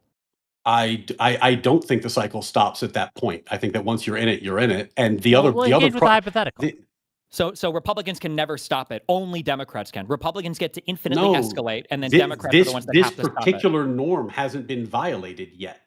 It once it gets violated, it's very, very hard to stop these cycles. You know, it just is. I've been openly arguing that the Republicans should stop doing political prosecutions. It's very, very hard to convince anybody on the right to stop doing them. Well, because there's a cycle. Just if I may, it's because things that the right says that they Mhm. care about, they actively don't. These are all post hoc rationalizations. They're going to do whatever they can, whatever they have the power Okay. to. And I'm not talking all Republicans, but the majority of MAGA right now. I want to be very clear with what I'm saying. The majority of MAGA right now, again, everything that you were worried about Pisco doing and called tyrannical, Trump is advocating for or trying to do, or you would have admitted But he they probably would. They have the And if the they had- filibuster, pack the court, political prosecutions, all these things. The only my point, limiting Nick, thing to Trump isn't principles. It's thankfully that we do have a constitution Yeah. that is mostly intact. That's the- that's the limit right now. It's not a principle. It's not a principle thing on the right at all. The point that I'm making, Wick, is that the terrible Republicans control the Senate and the House and the presidency. So if they had the will to do the terrible things that we are openly talking about the Democrats doing, they could just fucking do them. They have all And the power right now. Democrats and the Democrats just had to that be clear, before. this And isn't- if yeah, the hold terrible on, no. Democrats wanted to do that, they would have done it, but they Oh, didn't. just- The argument works both ways, Ryan. Why don't you as see a clear- this? as a clear civics thing, Because as I'm talking to people who are advocating for doing the tyrannical thing. That's the problem, Wick. I'm talking to people who are saying, yes, we should do the tyrannical thing. And I'm saying, It's- no, it's you not shouldn't. tyranny. So when It's I not point tyranny. when I point to the fact that the Republicans aren't doing that thing, what I'm saying is that whatever you might think of them, they actually, as a group, seem to think the filibuster is worth preserving. They Their leader do doesn't? seem to. Hold on, wait. They don't care about the He's filibuster, not. and they would absolutely Trump's break the going to be out of filibuster. office by the time any of this they would happens, Wick. absolutely break the filibuster. The only reason why we're adhering to norms in whatever way we are is because Trump is too stupid to even utilize his Congress. That's why they don't want to break the filibuster. Trump is literally paralleling every part of the federal government in the White House. Trump wants to run every single thing out of the White House. Why would Republicans acquiesce to shattering the filibuster when Trump is too stupid to even champion legislation? He got his big tax cuts through. They can use budget reconciliation for funding the government, and then that's it. There's no reason for them to really break the filibuster. They could do the thing that you suggested the Democrats should do earlier. They break Texas into like 5 or 6 states. They recognize a bunch of they recognize a bunch of islands as states. These guys can't even get indictments approved by the Supreme or by a grand jury. These guys are not going to be adding states to the United States of America. Okay, this is your moral high ground, Destiny. Your moral high. This is the moral high ground that you're landing on. What the moral high ground is the salvation of our democracy. Because I am advocating party that is defended by illiberal people. Let's be clear. I'm advocating for not breaking more norms. You're advocating for breaking more norms because Republicans are bad and stupid. No, I'm not sure what moral high ground. Every norm has been broken. They break the filibuster when they need to. I have not seen the filibuster stands, and I have not seen the Supreme Court change sides. These norms still exist. Did they have 60 or whatever when Gorsuch was confirmed? Sorry, I mean, you're asking, are there targeted filibuster breaks? Yeah, there's been targeted filibuster breaks. I can't. I'll lose my mind. I'm sorry. Good luck. Thanks for calling in. Let me speed run these. I know we got to go, and if you have to go, I understand. I didn't understand. Gang, where can you find Ryan? Where can they find you if they want to find you? Am I not asking my question? I guess. Oh, not that it matters anymore. I guess it's late, and I want to give. Yeah, ask your question. Oh, wait, Ryan, we can't hear you. Oh, Ryan. Okay. Ryan, we couldn't hear you at all. We couldn't hear you at all. This is what Destiny does. He cyberstalks me from behind a blacklist, makes the point that it is unconstitutional for the Senate to deny advice and consent, which no one in the universe who's a legal scholar or anyone thinks is true, gets caught on it, doubles back, claims that I'm wrong for calling a norm violation, and then tries to optics farm and leave the conversation, which is every conversation I have with this motherfucker. Then from behind the blacklist, he'll be like, oh God, that guy's bad faith. Fuck that guy. I did ask you if you every conversation with Destiny. Okay, I did ask you if it was okay before I brought him on. Just want that on the record. Hey, I let him call into my show, Wick, too. I'm just calling out how these conversations go. I do like how that ended on you admitting that there's been some targeted filibuster breaking already. Yeah, but the shit show. Dev, have the Democrats done targeted filibuster breaks? I actually don't know. Have they? Tell me. Yes, actually. Yes, they have. Okay. But yeah, Harry Reid specifically. Yeah, that Harry Reid started that particular chain of norm violations. So, like, what are you talking about? Oh, that's right. They did. Hold on. Give me a second. They did. Yeah, they did. Harry Reid, he put through the nuclear option because they were blocking Obama's not SCOTUS picks, but his lower court picks. Court picks. So, in order to get around that, they broke the filibuster and made a carve out so SCOTUS would be still filibustered. Then McConnell furthered. I remember this now. By breaking that, and that was a whole thing.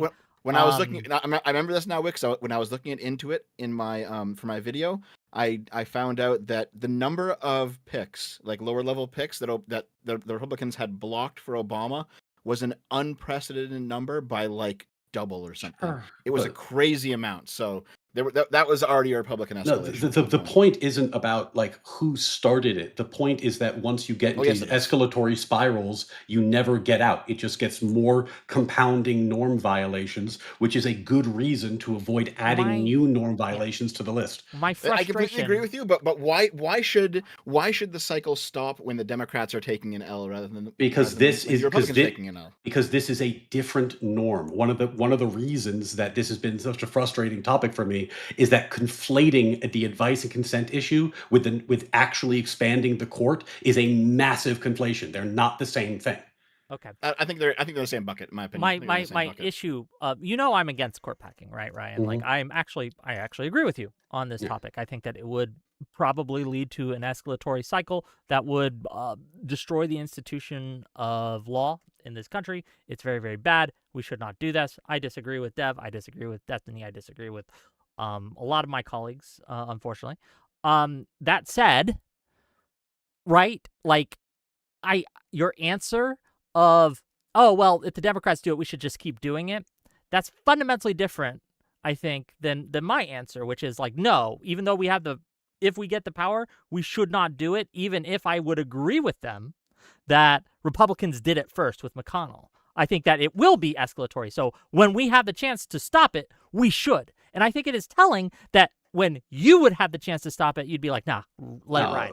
I think there's a fundamental difference between us there. And I think that's very telling, that answer. Do you think that when the Democrats got back in power, they should have reasserted the filibuster for lower court nominees and not continued I would pointing? love Okay. filibuster I to be brought back for a lot of things. I think the filibuster is a great tool, and it bothers me that so many people don't understand how that works. I'm also a fan, for the record. The truth is that when you get into these scenarios where the norm is gone, like, do I think partisan gerrymandering is like a bad thing in the abstract? Yeah, I'm not sure exactly what the alternative is, but I don't like it. Norms. Well, it's kind You of can hard to reestablish norms, and you in the middle of should. a If a vendetta norm is cycle. so load-bearing that you think it's going to destroy the country if it goes away, then yes, even if it's violated, you should reestablish it, put guardrails around it, strengthen it, not just be like, oh, they did it, we can do it too. Wick, think about what you're saying here. Both Dev and Destiny have openly advocated for a plan where they would pack the Senate to keep the Republicans out of power for a long time after the court pack so that they can just do whatever they want with the country. Both of them advocated for That's what you do to tyrants, man. That's what you do to tyrants. Oh, see, there you go. So then after the Republicans finally get back into power, after all that, you think that it would be like sane or logical to say like, oh, well, fuck it. You locked us out of power. You denied us our right to representation for all this time. I get bygones be bygones. At some point, yes, you have to let it end. That's why wars go on forever, is because both sides decide the other side did it, we should do it more, and we should do it more often. At some point, the side that's in power needs to say enough and reestablish normalcy, reestablish sanity. And that's what I'm always going to be on the side of. So Wick, honestly, I think here. Go ahead, Dev. Yeah, so here's basically what I recommend, right?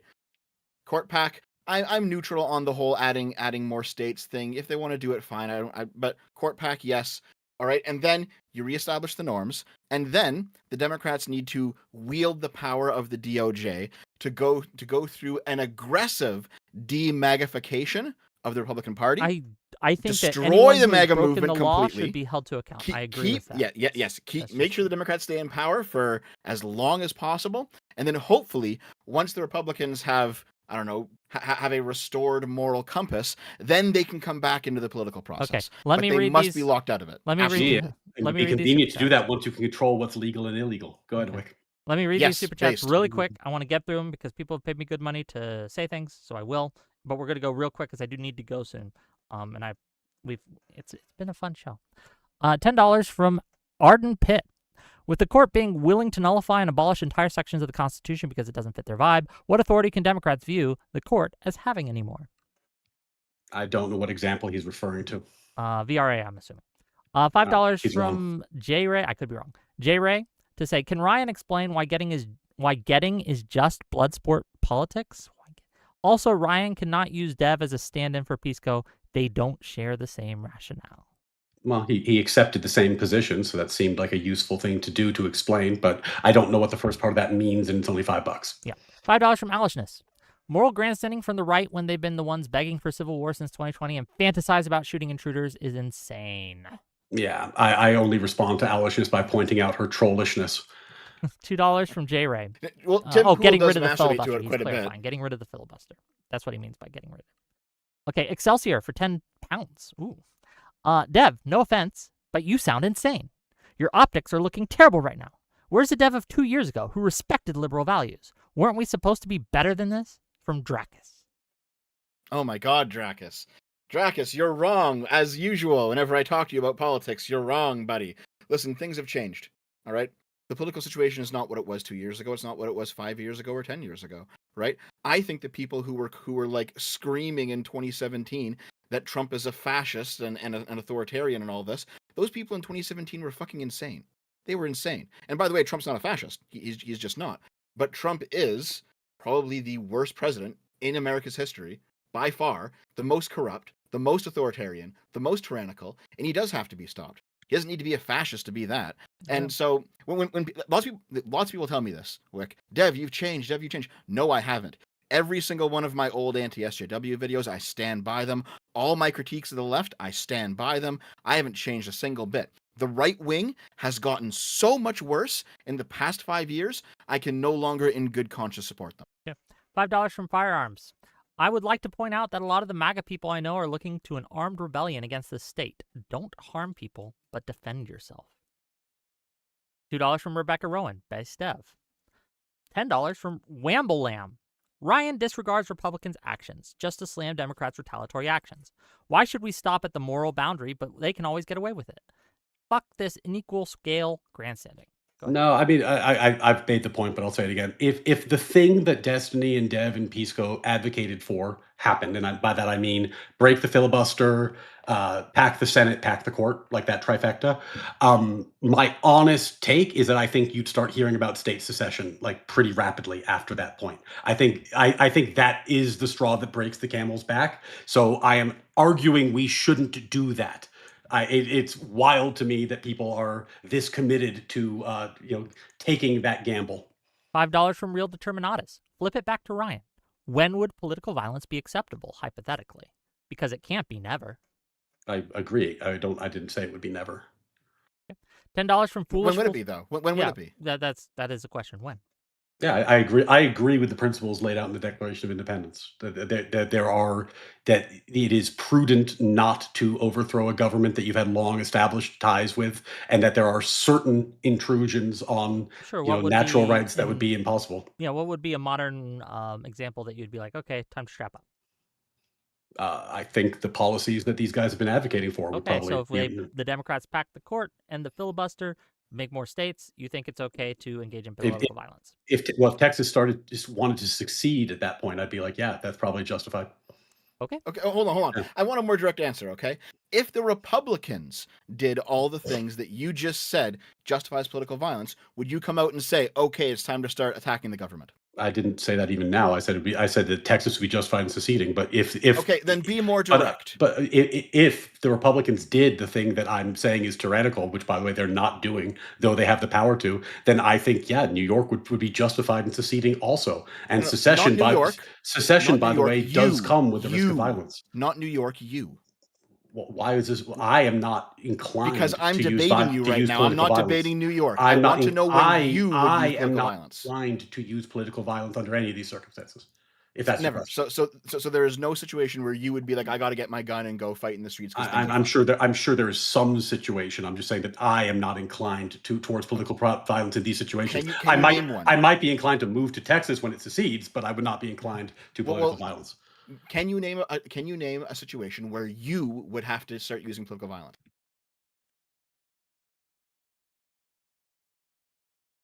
To buy tech. Let me think about it.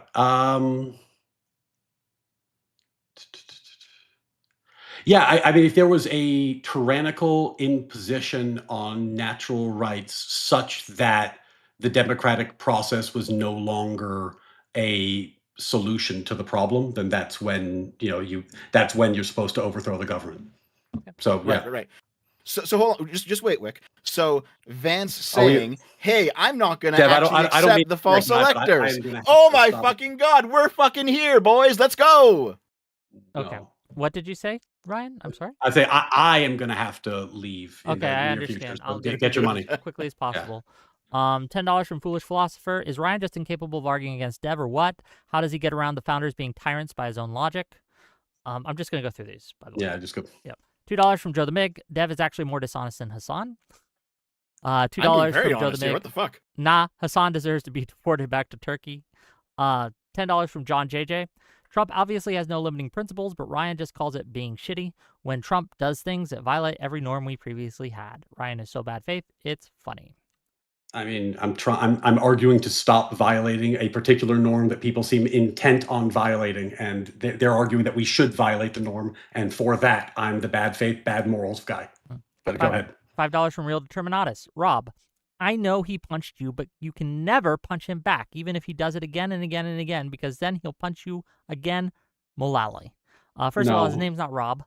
It's Ryan, okay? if we're going to do that, I'm saying if he punches you, you can punch him back, but you shouldn't burn the countryside and salt the fields. That's the point I'm making. Protest K for $10. If you go back and watch the coverage of Sedition 6 from Rob and Ryan, they barely condemned it. Like Ryan is trying to act like he did. This dude is a hack POS. He will lie in a debate to get a dunk. I did condemn it, but I also thought it was a very shitty thing to say, and I explained why. $20 from Evil Elrond. Does Mr. Mullally have any comment about the court orders being blanket ignored by CBP and ICE? Maybe play him the audio of the CBP lawyer crying to the judge that it's not her fault the government is ignoring the judge's orders. Does this chatter have any comment on Justice Jackson and Justice Sotomayor saying that a lower court should disregard a Supreme Court order because they disagreed with it? Look up DHS v. DVD. Greg Yo says, for $5, if court packing is tyranny, would the right be justified to be violent if the Democrats pack the court? Oh, we already asked that. Yeah, actually, what I said is that the tyrannical thing was the trifecta. Like if you kept the filibuster, then it's a lot less tyrannical. At least you got to 60. Okay. $2 from Dakota Lucan. Mitch McTurtle already packed the court. He did not. $2 from Arden Pitt. Republicans delenda est. $20 from The Pleb. Ryan, is your definition of tyranny is taking rights away from the people? What about Trump using the Postal Service to not deliver ballots in states that don't hand over their voter rolls? That takes votes away from citizens. That wasn't my definition of tyranny. $10 from Guitar Deadism. Ryan, if you openly run on court packing and you win your election, isn't that considered democracy and the will of the American people and not tyranny? The tyranny of the majority is no less tyranny. Okay. $5 from National Phenomenon. All Dev needs is to describe Trump's rhetoric, his executive orders, and the actions of his admin. Biden did nothing like that. We are not near pew pew time yet. True. $10 from Tip. By Ryan's definition, Ohio Republicans have been tyrants for years by gerrymandering the state and ignoring court orders to make fair maps. Is it okay for Ohioans to rebel against the Ohio GOP? I mean, I think every state has been deeply gerrymandered at this point. I don't think that seems like a very wise prescription. $5 from Alishness. Didn't Ryan literally say that investigating the Seditious Six was the right thing to do, and that would fail in D.C., so charge it elsewhere? Oh, that sounds like trollishness. JKL for $5. Ryan, hypothetically, if the people voted in favor of court packing, would it still be tyrannical even though they are the ones choosing? What I said earlier stands. What I was calling tyrannical was the combination of court packing, Senate packing, and breaking the filibuster. If you can get to 60, then you have a much better case. If you could do it through a constitutional amendment, that's an even better case. The problem is the way it's being proposed, which is overtly the tyranny of the majority, which is why they're trying to break the filibuster to do it. Gotcha. $10 from Natural Phenomenon. Adjusting the number of seats on the SCOTUS is a power Congress has. No amounts of such would lock GOP out of power. Ryan needs to stop saying pack the Senate. That's just called winning elections. Yeah, if you for partisan reasons change the composition of the Senate to avoid the other party getting power, you are packing the Senate. That doesn't seem controversial. Thomas Evans for 500 yen? I don't know. So much selective outrage. Trump trying to silence Kimmel is just a laugh, but reminding soldiers that they must disobey unlawful orders is a travesty. Okay, how much was the donation? 500 yen. So it's oh shit! That is $5. Yeah. Okay, that's not enough for me to give a big answer on that. The problem with that is that they were telling soldiers to do something that if the soldiers did, they would probably be court-martialed for and go to jail or lose their livelihood. It's shitty to use enlisted people as political pawns in that way. $5 from Schwengo. Dev, I tip my chat to you for your ability to sit here and tolerate Ryan's verbal diarrhea of lies. Love you, buddy. $5 from Protest. I agree with Dev, but this dude is a shit debater. Ryan is dragging him everywhere and letting him wiggle out of shit. $10 from Artemis I'm too polite. It's the Canadianness. Yeah. It's a fatal flaw. Dev, you stated that corruption equals tyrant. Then the Democratic Party, whose main source of the income is corruption through Act Blue and NGOs, is more tyrannical as a whole than Republicans. No. And even if I was to accept that, which by the way, completely false, Artemis Sawyer, you're wrong. But even if I were to accept that, in terms of just raw dollars, Trump has corruptly gained for himself way more just with the fucking crypto rug pull bullshit. So no, man, Trump's on a whole different level. From like, I get it. There's corruption in Minnesota, all that shit. Yeah, fine. That sucks. Got to be dealt with. Trump is in like a completely different level. It's unprecedented what he's done. $5 from Alishness. Democrats aren't planning on using power for tyrannical means like Republicans. We have good intentions. They have bad. That's the difference. Hey, Foolishness. $5 That's from true. Protest. Ryan can't name anything as bad as January 6th, by the way, from the Democrats. The thing that they proposed today is worse. 200 yen from Thomas Evans. It's cute how Ryan used to say he was a Democrat. I was. $5 from John. At Ryan. Because the right takes advantage of every concession to enact tyrannical policies. $10 from Protest. Ryan is right-winger because he is a secret trans enjoyer? 200 yen for Base. Thomas Evans. They use run left to mask their rightward lurch. $20. Ooh. From Gogo Fubik. Like I'm a drop in like 5 as a heads up. Yeah, I understand. I'm going through as much as I can. So thank you. I do appreciate you sticking it out. I know it's late and $20 from Gogo Fubik. Make Ryan own that Trump would absolutely pack the court, and he should explain why he thinks Republicans couldn't. Yeah, I mean, I think I am opposed to it. I think Republicans are opposed to it, and I'm glad that they are. The point of the debate is whether we ought do it, and I think we ought not do it, which is the position that I've been taking. The weird part is that that's the position that I'm getting attacked for on moral grounds. $2 from Lord of the Nerds. Invite Rob Knorr. Look, we don't have 11 hours, but if we want to do that, we got to start it at like 10 in the morning. Okay, $5 from Real Determinatus. Buy yourself a coffee, Wick. Let's strap in and see what happens. Well, thank you for the $5. These are the kinds of super chats that I appreciate. Okay, $20 from Gugu Fubik. Does Ryan feel it's okay that Mitch McConnell was able to do that legally? No, I said it was a norm violation. $5. I said it was a norm violation like a fucking 100 times. These are backwards in time. Yeah. Okay, remember? So when he super chatted that, it was like I just dealing with Destiny being like, you said it's a norm violation. That's fucking crazy. It's like, okay. $5 from Lord of the Nerds. Destiny here to act as Mad Mommy for Dev's utter humiliation. How sad is when you can't finish a stream without your mommy showing up? You want to respond, Dev? Wow. See your mommy? I mean, like, actually, a lot of people have accused me of bringing him in. I didn't say a single thing to Destiny his entire. Yeah. Oh no, that was you, I think, Wick. No, I didn't say shit to him either. No, he DM'd he asked you to come in. Yeah. He asked you to come in. Is what Dev, I mean. I don't think you called Destiny in. As Destiny said, he is both blacklisting and cyber stalking me at this point. So that's kind of what it is. Okay, $5 from JKL.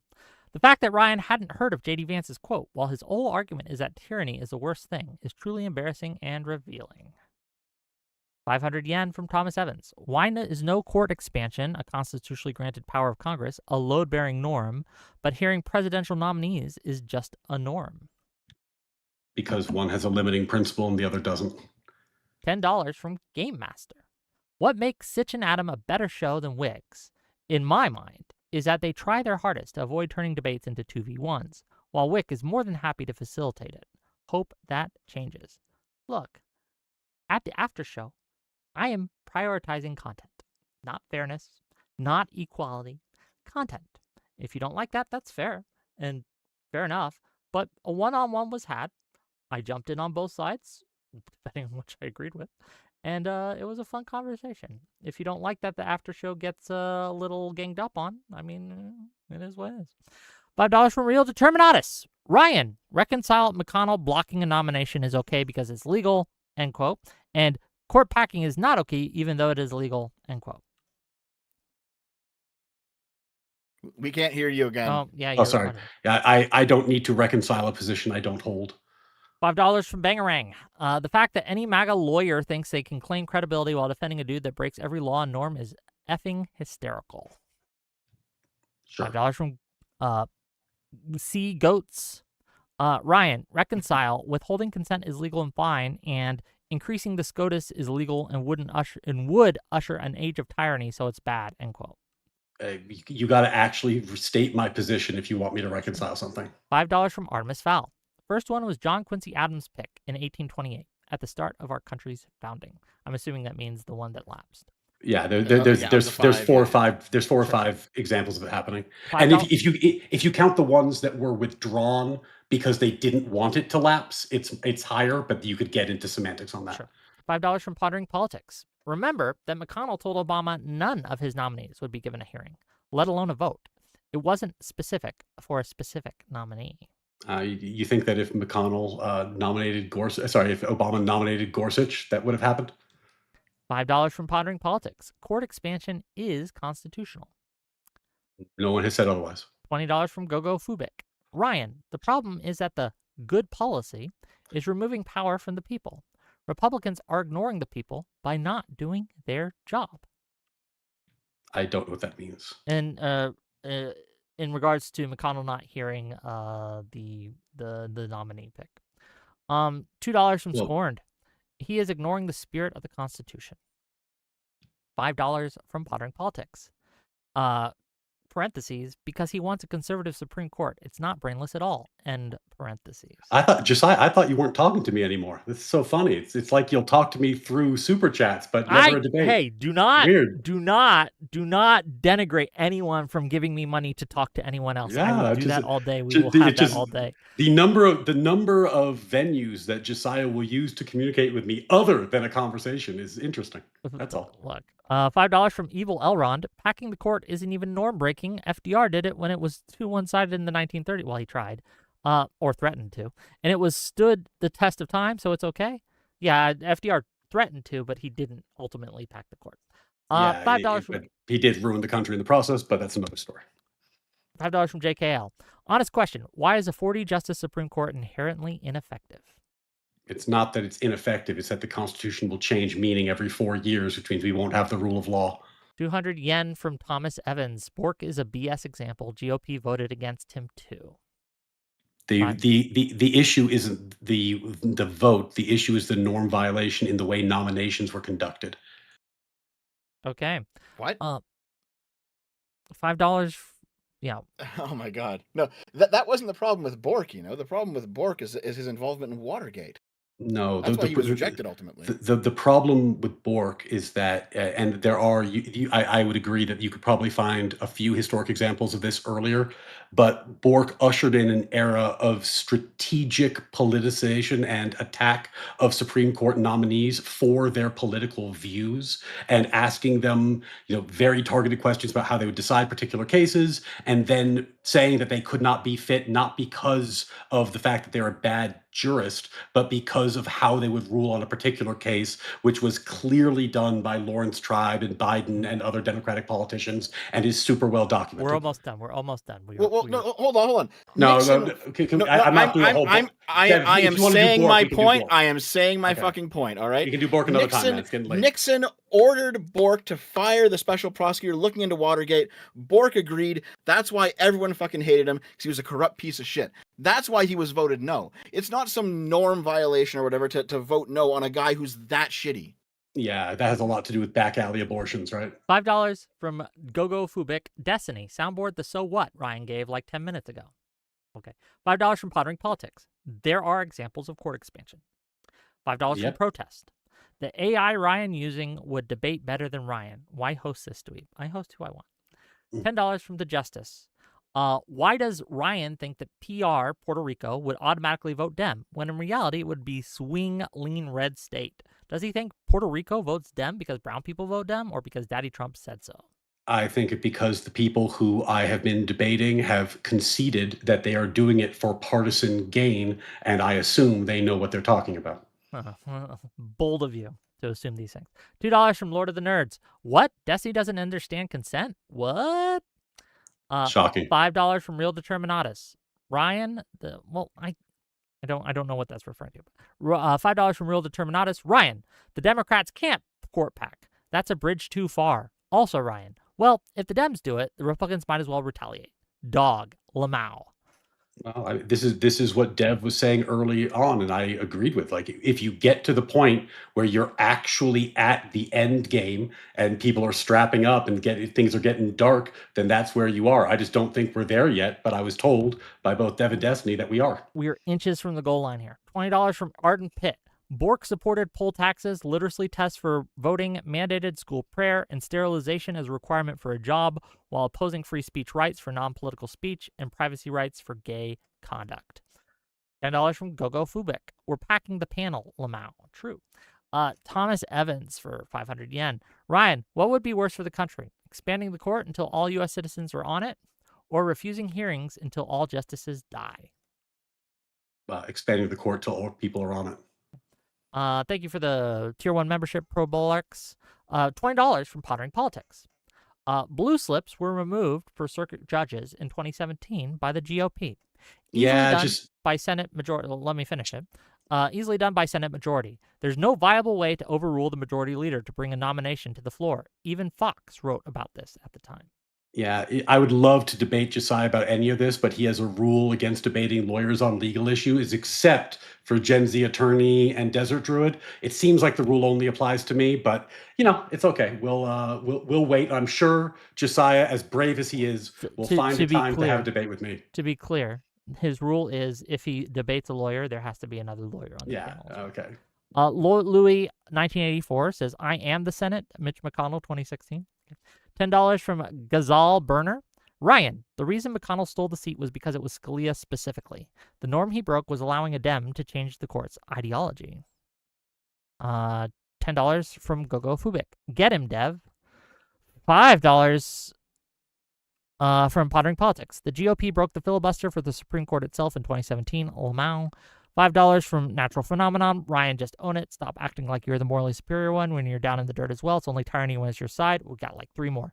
$5 from Filthy Nature. Trump is not a fascist, but the people who are controlling his staff and admin clearly are. $5 from Bangarang. You're not stopping any violations of any norms, Ryan. Packing the court is legal and has been done before. $5 from J. Ray. By Ryan's standard from previous debates, polls, Dev blew him out. It was 88 to 11 or 12.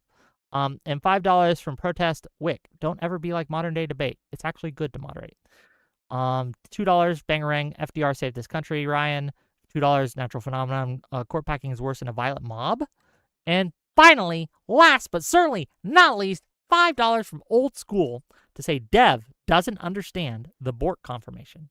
His role in Watergate was an afterthought. The politics of his views ruled. I remember. I watched it live. And with that, thank you.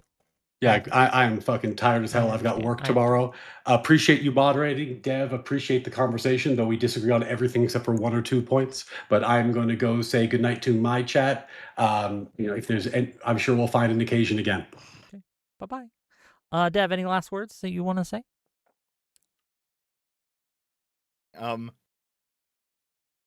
That might have been the most cancerous thing I've ever been a part of in my entire life. The most cancerous Hello. thing? Pottering Politics. What up, playa? I don't got too long. I do have one thing I have to do, but hey. I've not seen this whole thing yet. I popped in. I was watching Scary Movie 6, and I checked the chat while we were waiting for the post-credit scenes, and I was like, holy shit, 1,500 people. I'm like, good job, Wick. See, it's the court packing debates, man. It's what everybody wants. Well, I gotta look, I can't take credit for that. I did get a raid from Destiny, and that boosted my numbers. But I did retain almost all of them, so I will take credit for that, okay? Yeah, I mean, listen, you may not have been the draw, but you were the maintenance. You got as soon as they got here, you kept them here, and that's really the most important thing. So I have not had a chance to listen to all this. How were you guys pleased with how it went? Yes and no. So 1, it was great content. Yes. Okay. That's good. 2, Dev, what are we like? Why? Oh, okay, your argument, I understand it, but why? It's a wild thing to say. I just fundamentally disagree with you on where we are in the country, and that was just wild, and I just can't. I can't back you up on that, man. I can't. So I was definitely more fiery than I should have been for sure. But what did you say? He said I asked him, are we at a point where political assassinations are justified? And he was Oh like, no, you well, don't even need. I don't. We'll just table yes, what and I and that, suspect his answer and might you have been. understand how him Yeah. answering that way made it so that's now the topic, right? Oh God. Well, Yeah. here. So I was definitely more fiery than I should have been in the moment. So fair enough. Like I said, I'm not a debater. I'm a researcher and I'm a video essayist. I'm not a debater. We've known this now for years. But like the sober second thought version of my argument is going to be something along the lines of the closest we are to political violence being acceptable in the United States is if the Democrats lose the midterms and it's because of the gerrymandering. At that point, I think it's go time. I mean, it is crazy to think that. I mean, I think we mentioned this in the last court packing debate we did, which I'm always down to binge watch a good court packing debate. And surprisingly, like Wick is responsible, I feel like, for 50% of them in total at this point. Did you watch the whole 11 hours of the Rob versus Pisco? I watched like 3 hours of it, and then I had to throw in the towel. I just couldn't do it anymore because, and the thing is, like, Rob and Pisco can make for really good content. But then, like, so I would bop in and out, and then I would pop in, and they would be like, so okay, so what if someone farted into a microphone for 3 hours? Is that technically doing well in a debate?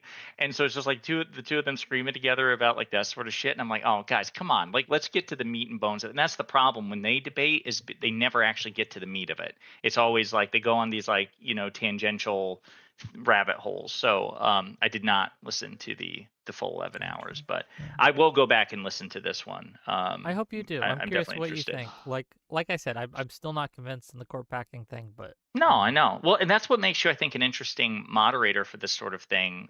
But to be clear, Ryan's answer right at the end, when Dev asked that question, was just like, well, okay, then you're not against court packing. You're against court packing when the Democrats do it. That's it. Yeah, I think that hypothetical was the kill shot of the debate. Yeah, I mean, like, look, until then, I think it was 50-50, kind of leaning his side because of your previous answers. I'm not gonna lie, but that stole it back. So.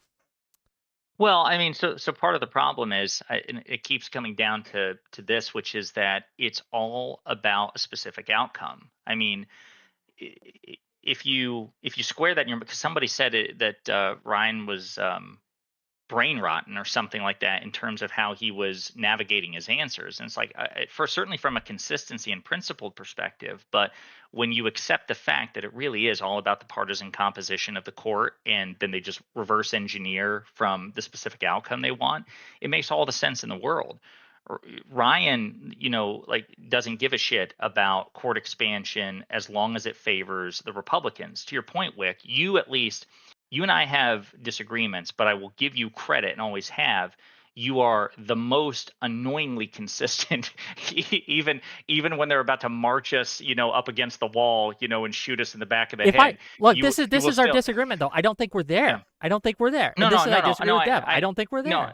Yeah, sure. There will come a point. There might come a point where a line is crossed where I'm like, okay, now we have to set some things aside and do what we got to do.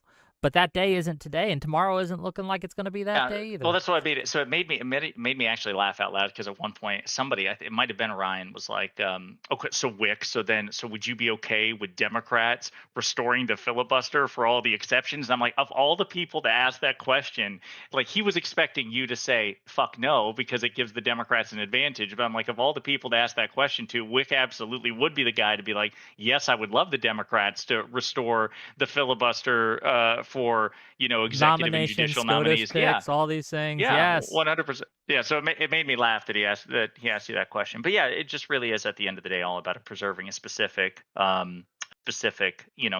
That's why I'm curious if, like, along the way, if anybody asked him about state court expansion and things of that nature, because I don't even know if it came up at all. It did come up at the end with Destiny, but the response from both people were like, it's too recent, and we, like, so we haven't seen any good effects or bad effects, no effects or some effects from it But because it just shouldn't happened. but shouldn't you be condemning it? But shouldn't you be condemning it out the gate if you oppose court packing, even if there's been no retaliation yet because you fear there may be, right? Isn't that the whole thing? Like I if you're think so. right. I mean, again, unless of course you don't have like a principled commitment to it, and so that's what we found out in the last conversation that we had on this. And the other thing I'll say, Wick, is I feel like this is going to become a recurring thing because, as far as like the debates that you'll be hosting on this, because God. Pete Buttigieg did another speech, advocating for court expansion, which he's been on it since 2020. But somebody else did today too. Raphael Warnock. Senator Warnock from Georgia was asked about this, and he's like, yeah, court expansion needs to at least be on the table. So it is catching fire. Maybe they've been watching. Maybe they were one of the 1,500 watching today. It could be. I discover sometimes that people I would never think know who I am have sometimes watched my show. Like I remember when Elon Musk was posting a clip of me. That was wild. So Well, used to have that his sidekick in your Lex chat a Friedman lot. used to, yeah, a lot. Lex Friedman. What happened to him? I don't think he likes my position on Ukraine. Oh, So that's wow. unfortunate, but that's what it is. Right.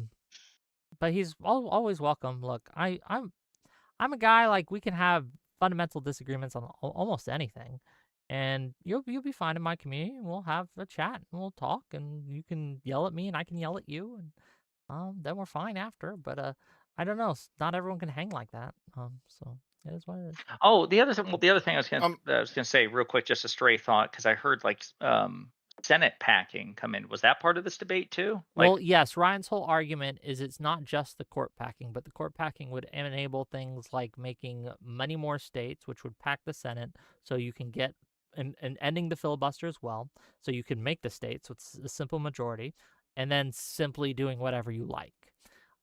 That is his constellation of positions that he thinks that Pisco, Dev, Destiny, etc., all want to do, and they want to do it for tyrannical reasons. That's his argument. well, so a couple things. So, I mean, the ones that are often referred to are Puerto Rico and DC. DC obviously would be pretty blue. Puerto Rico would be a swing state. Like there's no data to indicate that it would be an overwhelmingly blue state. Now, having said that, I would still support statehood for Puerto Rico because I think Yeah. it's fundamental to the founding of this country to have a group of American citizens who don't have actual representation Yeah, in Puerto Rico in the Senate. would be a swing lean red. Yeah. If I had to guess, just because of the religious aspects. $2, just real quick from Jay Ray to say, Dev, make sure you hold your W over him and gloat. Protest for $2, Dev, don't be nice to POS hacks. And then $10 from Avistal, Wick, you really need to stop imagining that he's in some effing navel-gazing Clintonite Aaron Sorkin show and needlessly giving hacks like Ryan a veneer of legitimacy.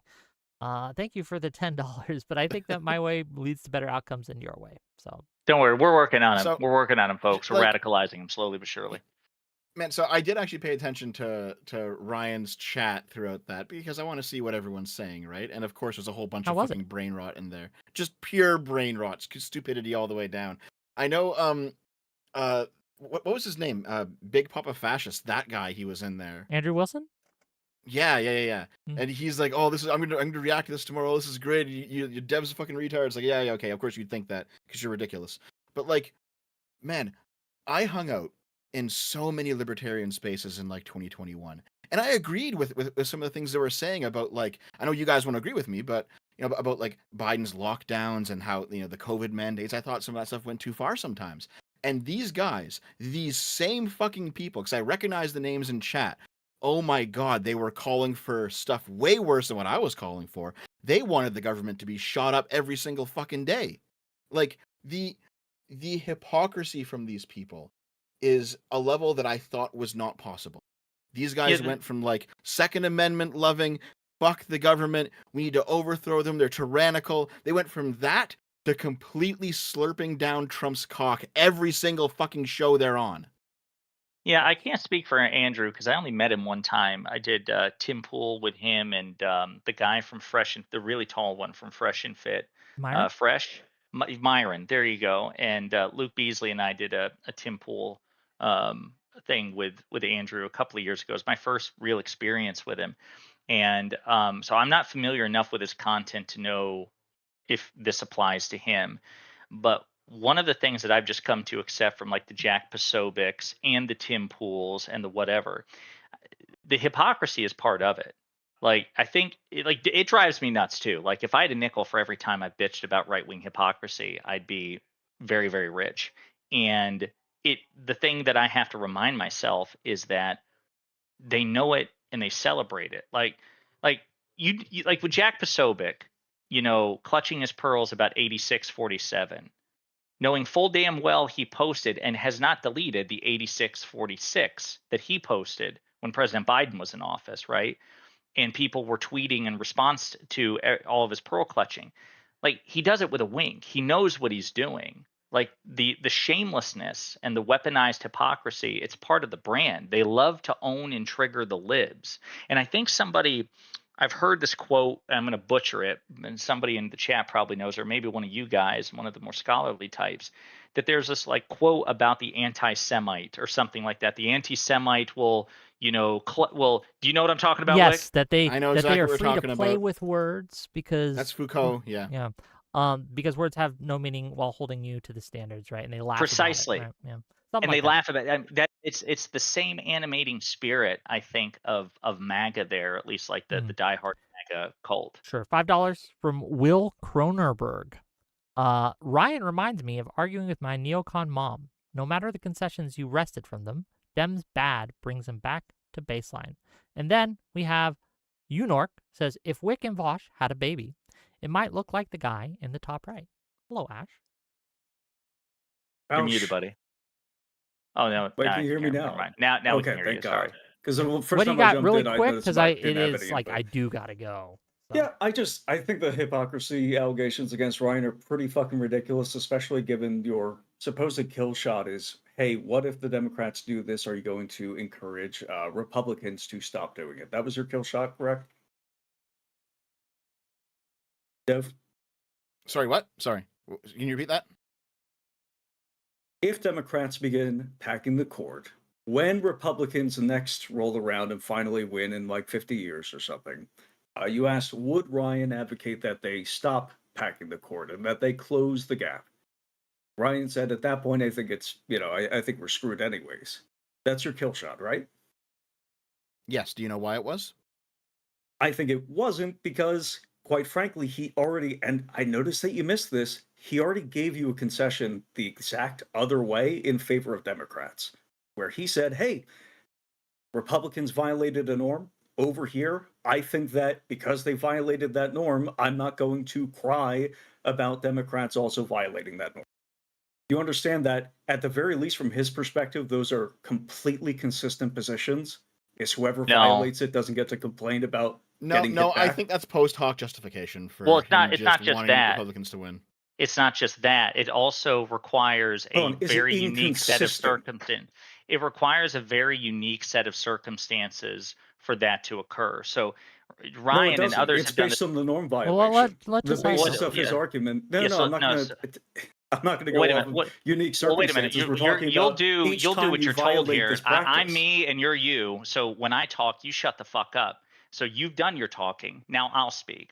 Now, the reason that Ryan is being so generous here and other MAGA have done so is because when they say that we'll generously allow you to do what McConnell did, you're talking about a very unique set of circumstances where he's saying, okay, look, if there's a vacancy on the court created by the death of a particular justice and Democrats control the Senate, we will generously grant you the ability to stall or delay a confirmation until the next election.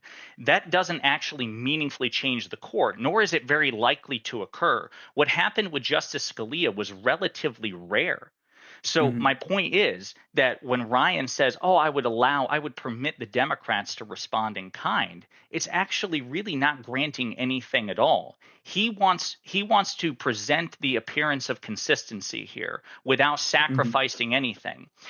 Because those circumstances would be unlikely to occur, and it wouldn't change the composition of the court. It would still be a Yeah, can you conservative. explain which of those Before you circumstances respond, or which $10. of his argument is Just real quick. based on the death? Go ahead. I'll let you ask, but Yeah, that'll be $10 my from question. Rip Cripper to say he'll never drop the act and he'll give this a shitty little chuckle, but Ryan is making a play for the most bad faith cuck I've seen in my entire life.